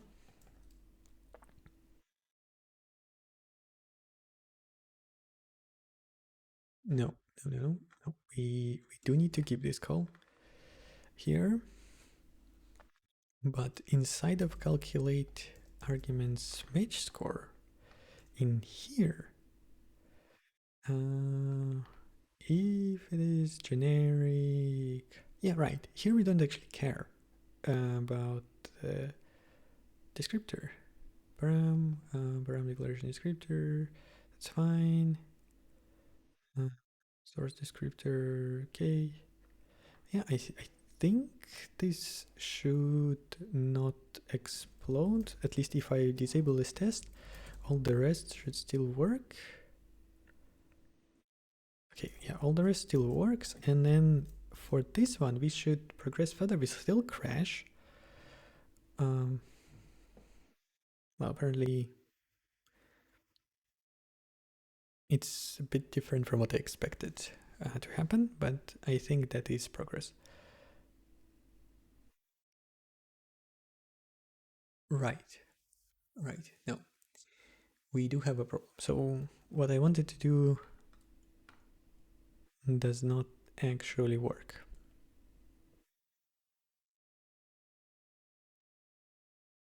So this now needs to be an assert.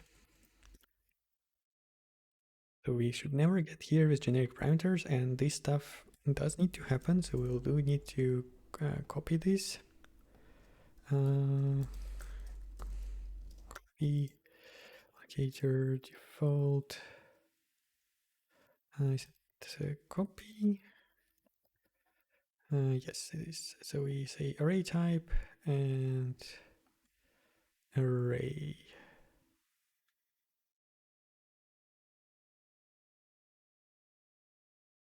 Okay, so it uses the same allocator. That's kind of awkward, but okay. It works for us. Dynamic array copy. So we take the original literal info parameters, and this is array function parameter.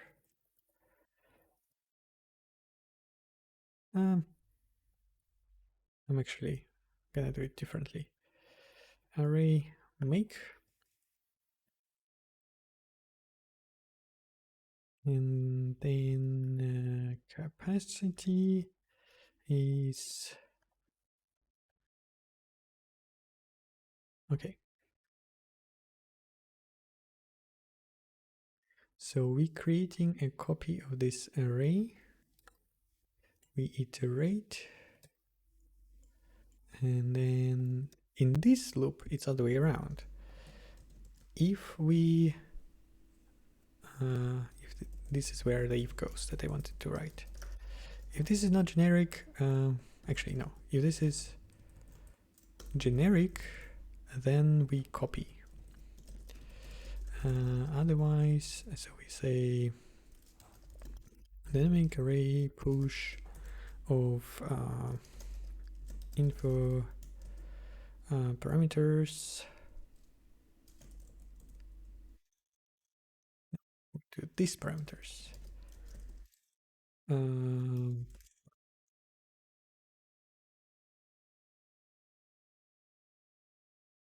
Then once we are done, what we are doing is we are saying that overload info is a specialized info. And in here, we are just pushing a custom thingy. So we are saying that value star actual arg is a value you get args. I need to change this to be this kind of setup, because I need an index.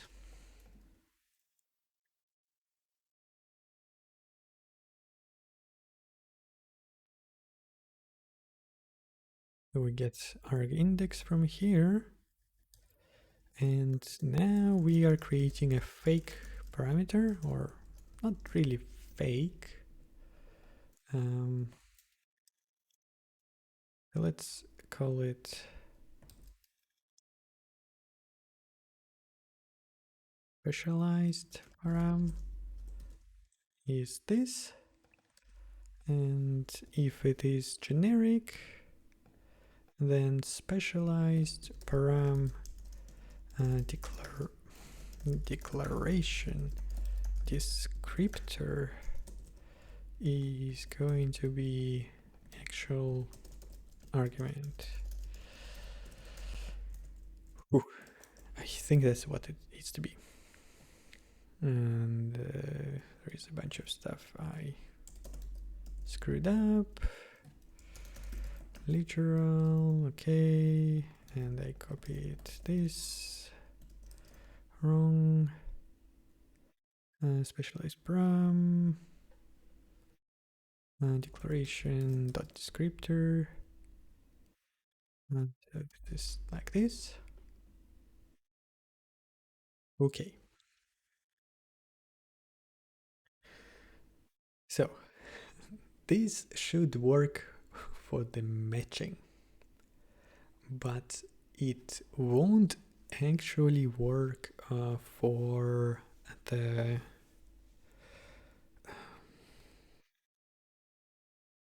actual call, because for the actual call we're not ready yet. But let's see at least if it passes the matching and we don't get that weird access undefined thingy. Well, that is good. Here we can say specialized param tag is a function parameter tag or runtime. What do we get as an error now? Still get undefined variable. That's a bit sad, to be honest.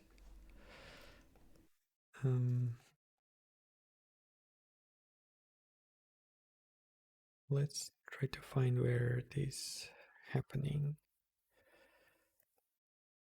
The way I can do that is I can make a breakpoint right here. Whenever we get an error, we will get an error. And that makes sense.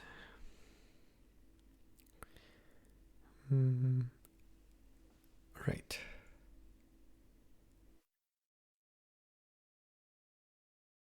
So we are in the return type,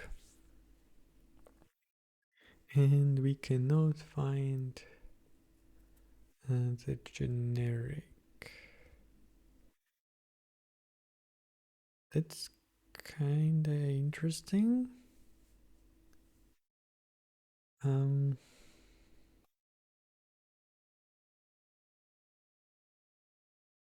Let me try to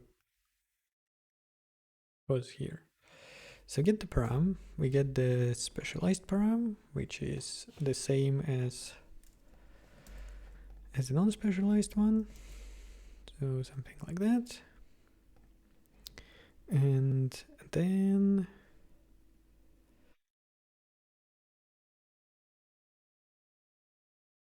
we are, so this doesn't have, wait, why doesn't it have it?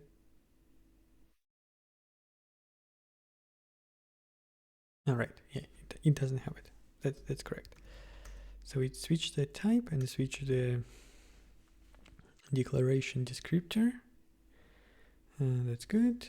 It's good. So let's step into here. It's not generic. It has a descriptor. Yeah, okay. So that's where it's broken. Sometimes it's just good to step into.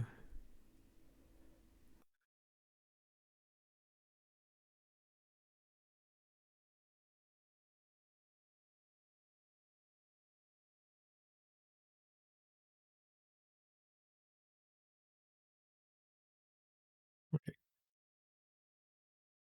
Let's try again.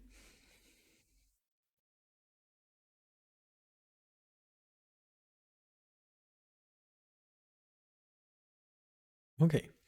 So that is progress, maybe. Where are we exploding now?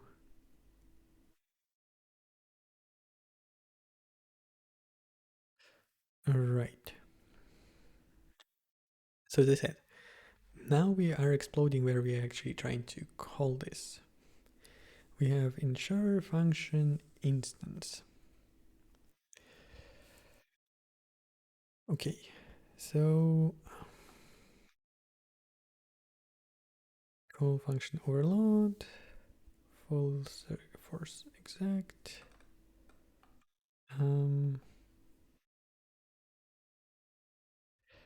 That's an interesting question. How do we go about fixing that?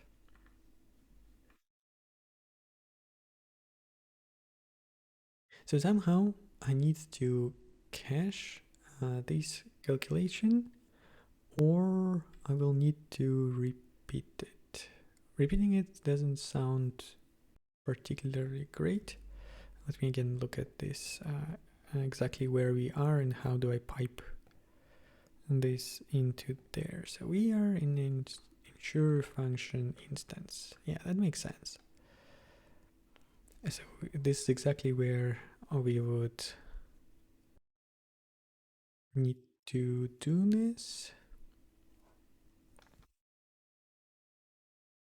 The thing is, ensure function instance does not actually get the arguments that we are trying to call it with, which is not cool because we do need to have those arguments. Let's provide it to the ensure function instance. What we'll do is we'll say value view args. That's fine. Now we'll say value view args.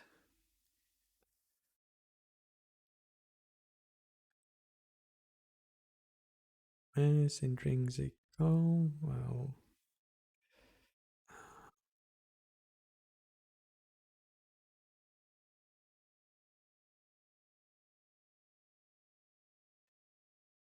I don't think we need it here. We also do not need it here. Here it's actually correct that it's empty.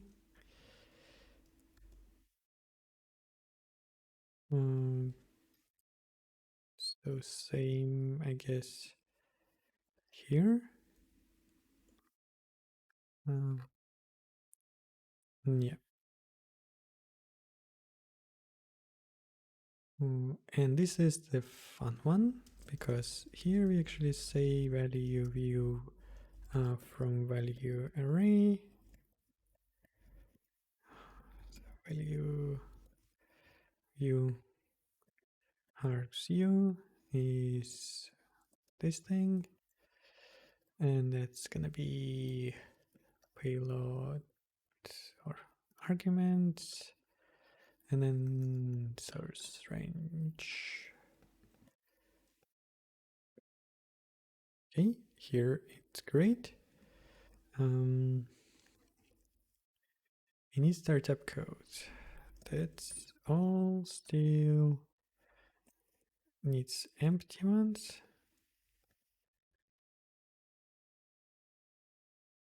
Okay. Where else do we have this? That's program. Sorry for the noise.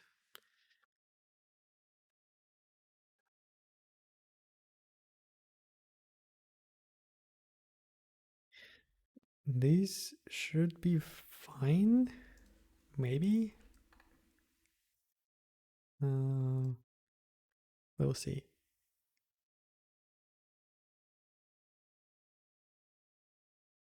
Okay, so I piped the things. That's okay. Now, why did I pipe it in? Here's the trick.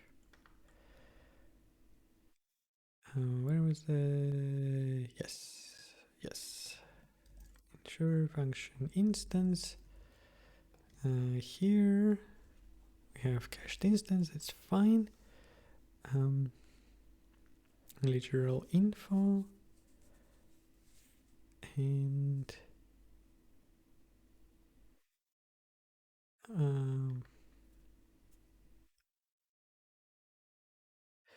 so this is what we do.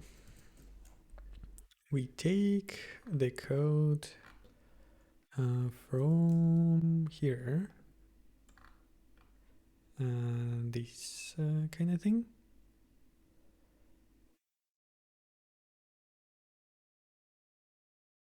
Actually, we probably should just put it into maybe function info from value. Maybe function info. Is it here? Yeah. So let's actually do this. If it's not generic, then we just return the info. That's pretty straightforward. Otherwise, we return this specialized one.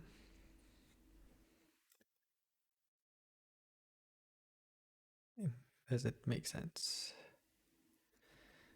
Right.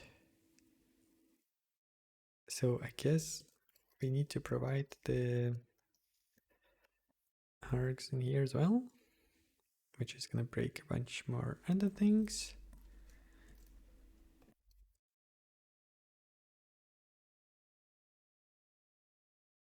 Where's the definition of this function?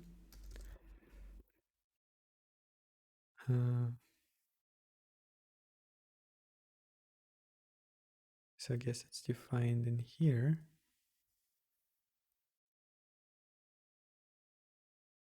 Just kind of awkward. Where is it? No. It's defined. It's defined here.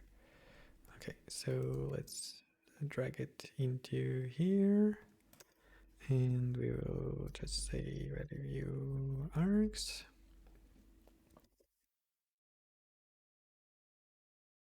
So this is easy.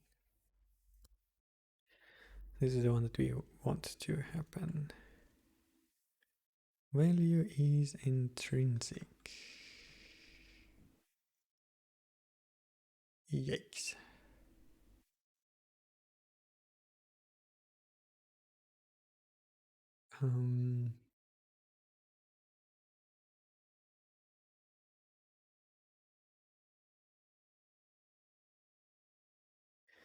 Yeah, that's where intrinsic are not really done well. And intrinsic neutral body. Wait, let me look at the other one. So here, function info of overload. I mean, I do have the args view here, right? So that's fine. Okay. Then what else do we have? Value as a function.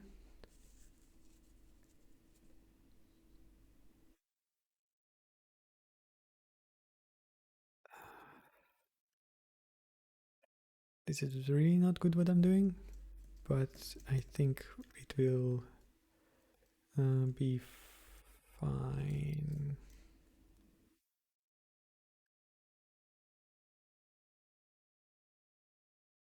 Maybe. Let's see. Okay. It will either explode terribly or it will actually work. Or maybe somewhere in between. So you are unhappy about one of the parameters being generic, which is weird because, wait a second.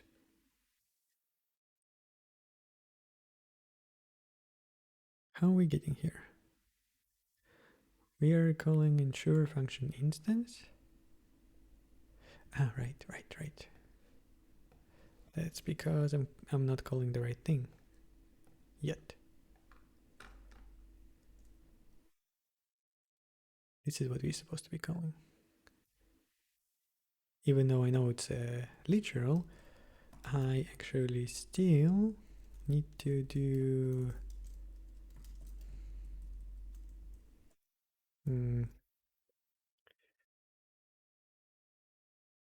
this thing.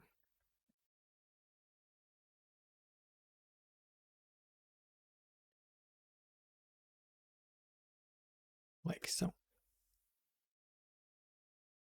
Maybe. Okay, so apparently I still need the literal, that's fine. And instead of value, we need function value. Okay, something like that. Try again.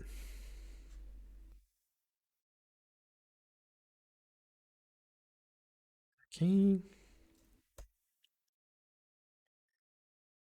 Well, we got something out.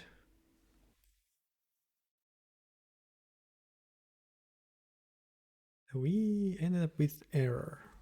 Okay. What is error again? Well, error is better than crashing. Expected overload set got number literal. What? Say what? I'm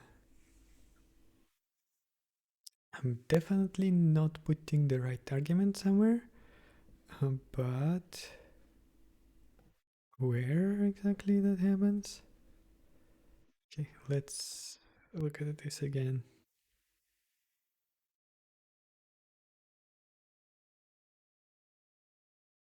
Assign.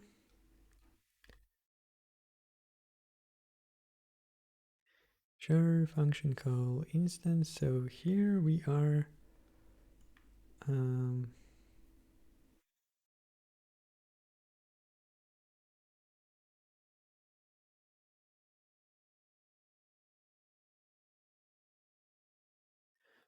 Okay, so what are you trying to assign to what?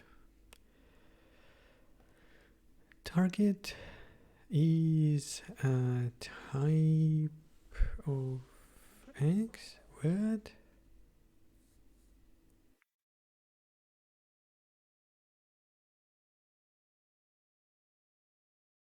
Wait a second.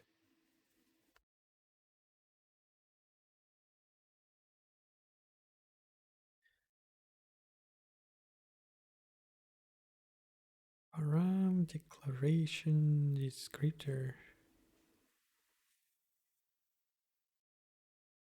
I mean,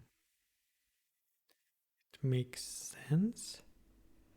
So how can we?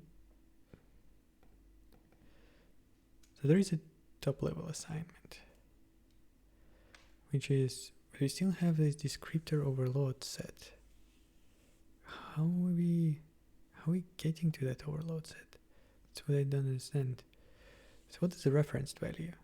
Referenced value is X, which is a number literal. That's fine. That is okay. Just to be sure that I'm not getting into some kind of weird thing with implicit casts, what I will do is in here I will just actually say X is 42 and an identity of X. So it should help avoid any kind of like problems with the casts. Okay, so we are further, and what is happening here? Value or lazy value descriptor expression descriptor lazy value. Okay, all of that is in compile evaluation. Fine. We are doing param, then we are doing handle lazy. and storage is none.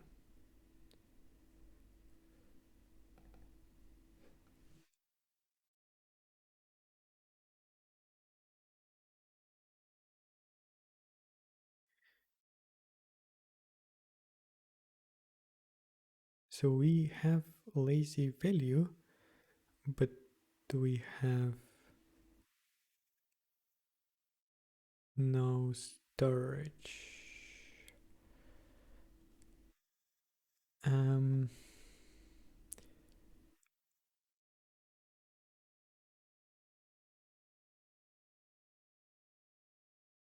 I'm not exactly sure how that works.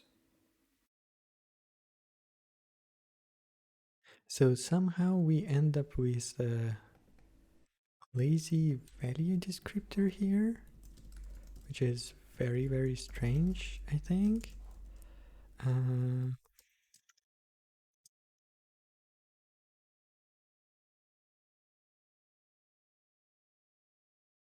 Something along those lines. Or no, it can't be an image type. So it has to be here.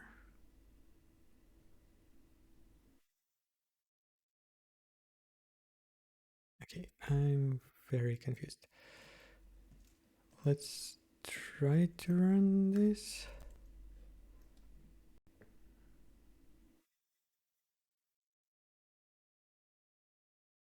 Okay, so I was right. We somehow do end up with a lazy value. How is that even possible?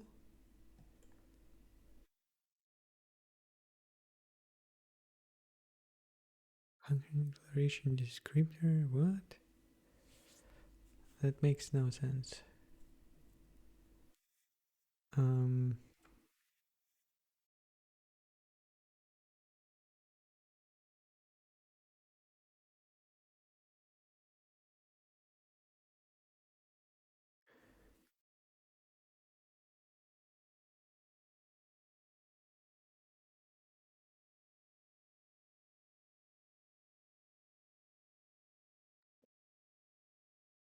what is the function we are calling? Let's start with that.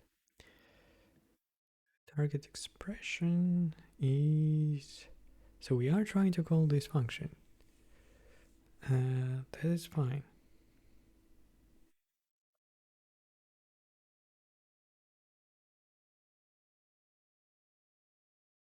Okay. Yeah, no, I know what the issue is. The issue is in here. uh, In here, well, I'm doing the wrong thing because I need to say this value or lazy value descriptor because the actual argument can be a lazy value. That makes sense. Um,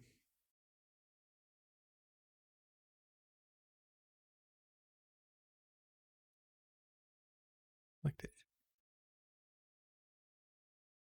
Now we should be in better shape. I hope.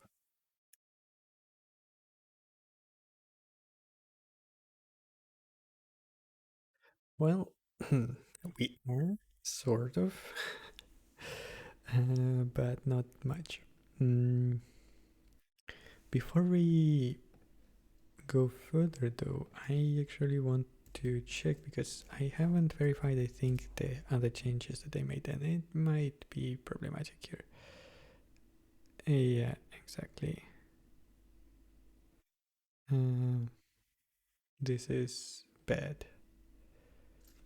It's bad, bad, bad. So some of the changes I made actually are wrong. So so let's look at what is wrong. Value as a function. Yeah, maybe function info from value, and info is wait, yeah, no, yes, no, yes. screwed this up.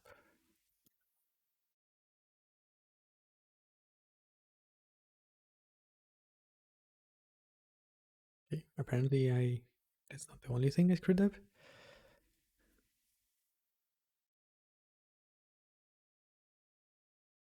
So allocators now.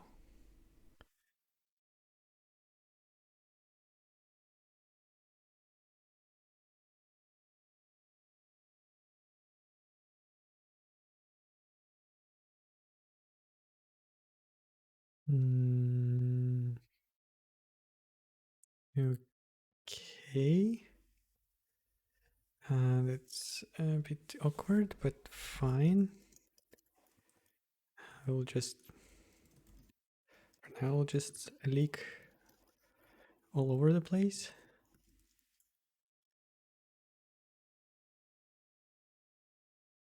I know why it is happening. It's because we have some functions again that are defined statically, that are coming from the compiler, and those functions, they don't have a proper context. So I will still need to figure out exactly out how to deal with all of this. Allocator, allocate, allocator, default value.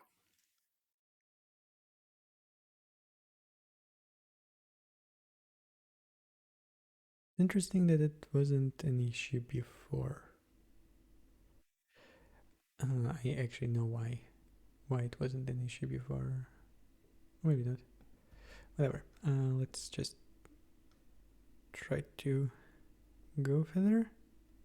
That might be perfectly fine. Okay, so we are actually passing all the previous tests, so let's at least add it to git index so we have a save point. And what I want to do now is to go back and do this. Let's see. So we do have a problem here.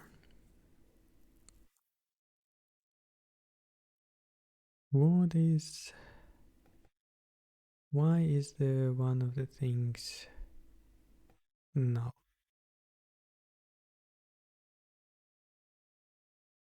And the block lazy proc, expected descriptor, lazy statement.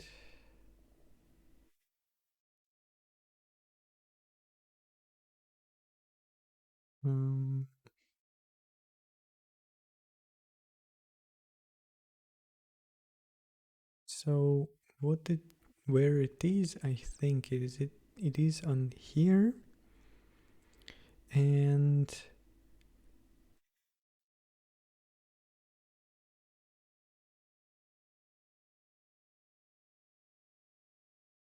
it's checking. So let me make it larger so it's easier to see.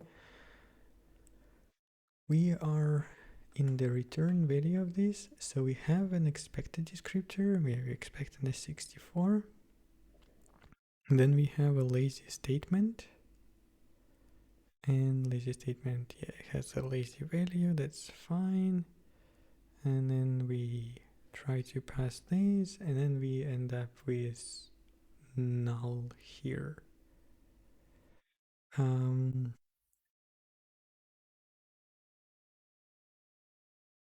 That is interesting. So what that means is somehow in here we end up with a null, I assume. Let's verify that.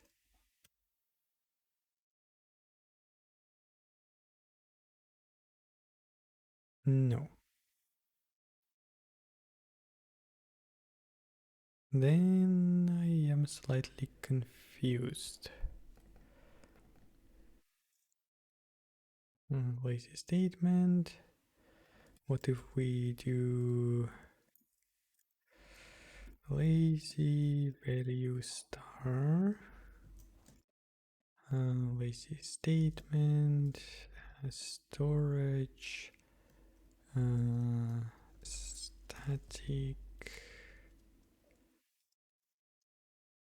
I always forget where it is. Lazy statement, storage, static, memory, heap pointer. Oh, damn it. Statement, storage, static, memory. I have no idea why there is no autocomplete here. Like, it knows all the types, but somehow it does not autocomplete. Heap pointer. Okay, that's correct. Lazy values are like this. So let's look at this lazy value. That is a call function overload, and somehow that call function overload ended up with a wrong thing. So let's look at our friend function overload. I have an idea where this is coming from, but we can verify.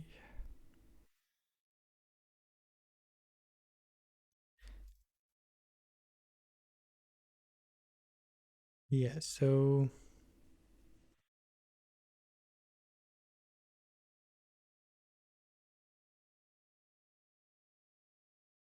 this is kind of interesting. So I assume if I do this, it will explode.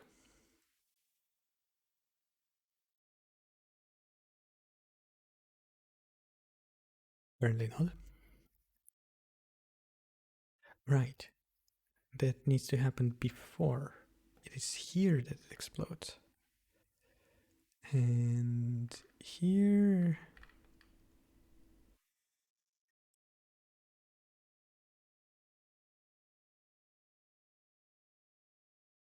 Well, let's try to put it here.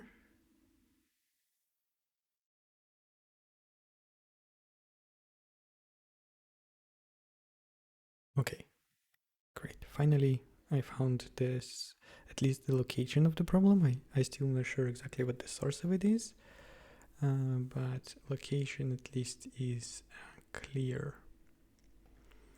So that's an info. It has 0 parameters, and it has returns. Actually, no, that is fine.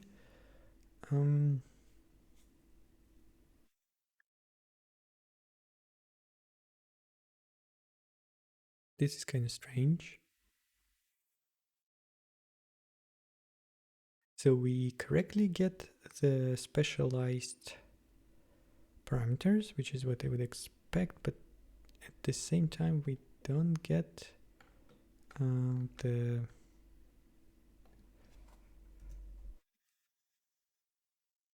so what is overload? Okay, so we are in the right thing. We go into here, we do the specialized param dense.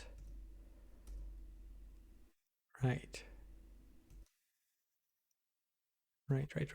So in here, what we need to do is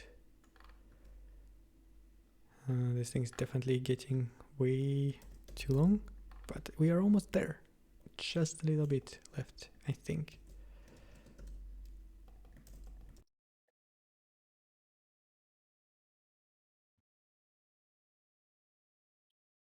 So now we should get the right descriptor.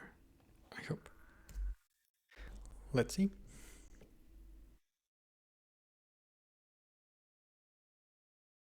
Ding, ding, ding, ding, ding. So, and this is where we get this weird overload set. How is it an overload set? What is going on here?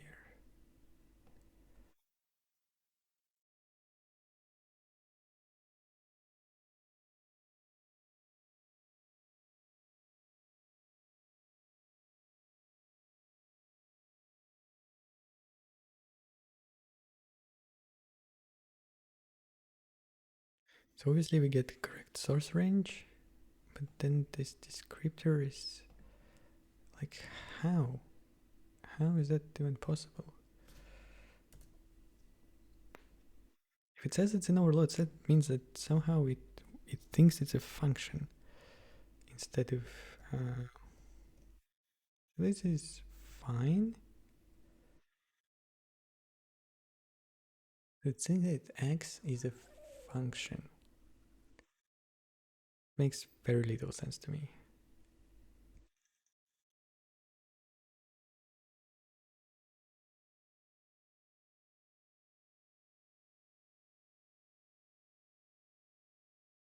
I actually need to redo it again, unfortunately.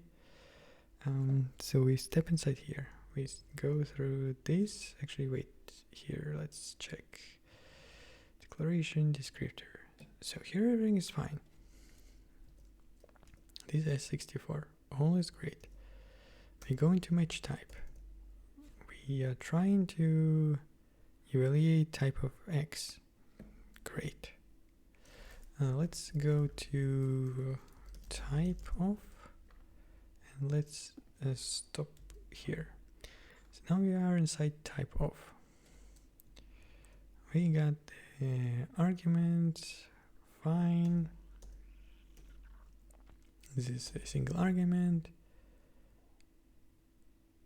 and this single argument is an overload set. What? Okay, again.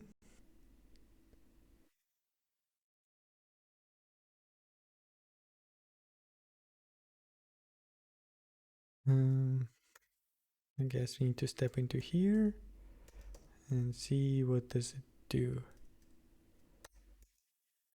So u should be x. Yeah, makes sense. It goes into here. It goes into here. Everything is fine. Fine. They shouldn't match anything. All good. Value is a symbol. Yeah.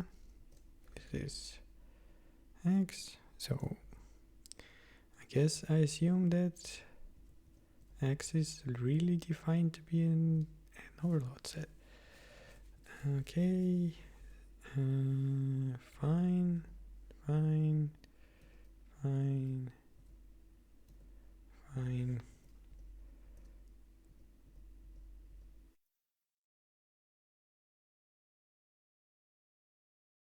So we have a value here.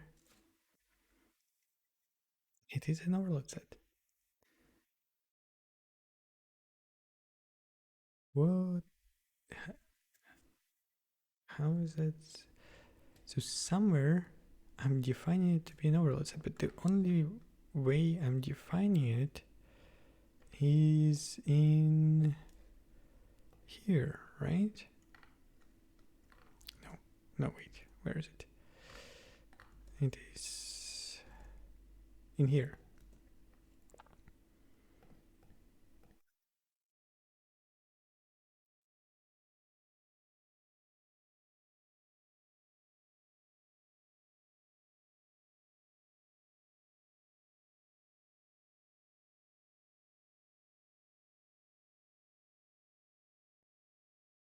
So this makes no sense to me.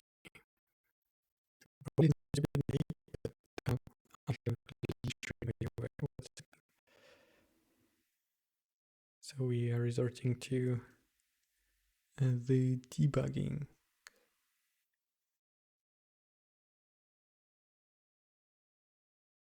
Okay, that makes even less sense.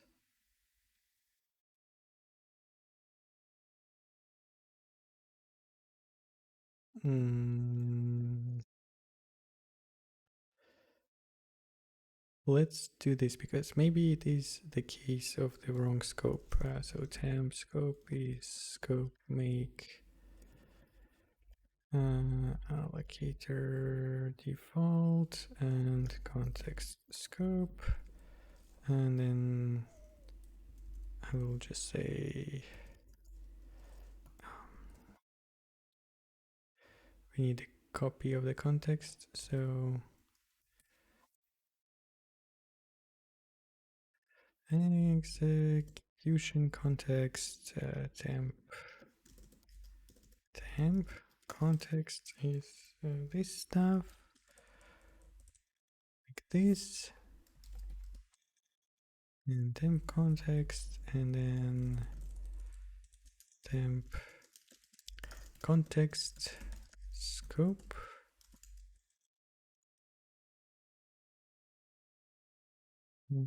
Yeah, something like this.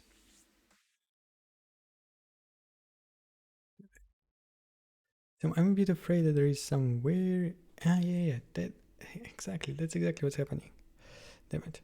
So I think I'm guessing right, and it's to the problem, but maybe I'm celebrating too early.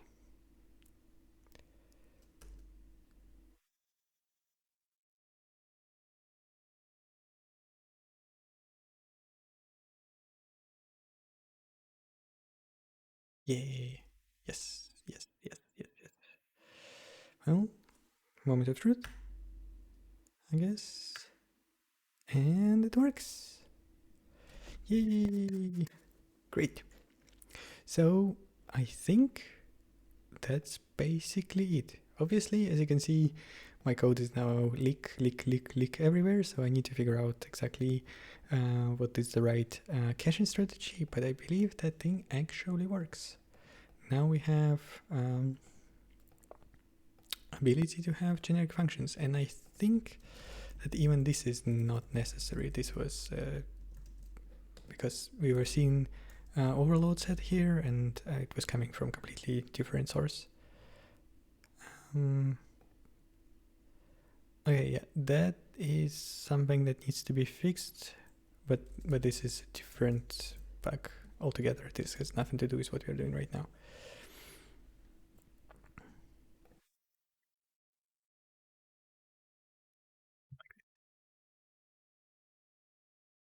Wait, is that it was working? Yeah, yeah, right. It needs to be like that.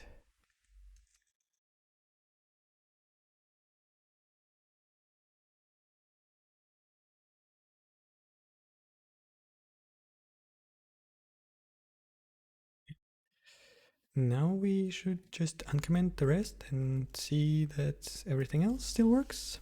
And if it does, and it does, then that is finally it. We have generic arguments, and not only that, but it's a kind of interesting, different implementation, I think, from all the other languages, because there is no sort of like T here that you would put into here. You just refer to type of X, and I'm not going to test it right now, but ideally you should be able to say something like, I don't know, type of X or array type of X and 10. So this should work just fine, because you're just referring to the known type. Maybe it would be nice to add aliases for this, but sort of that is now a different topic altogether. Okay, so that was definitely a very, very long video, but we made it through. So if you stuck with me this far, then thank you very much. It was indeed quite a fit, and I hope I see you next time. Goodbye.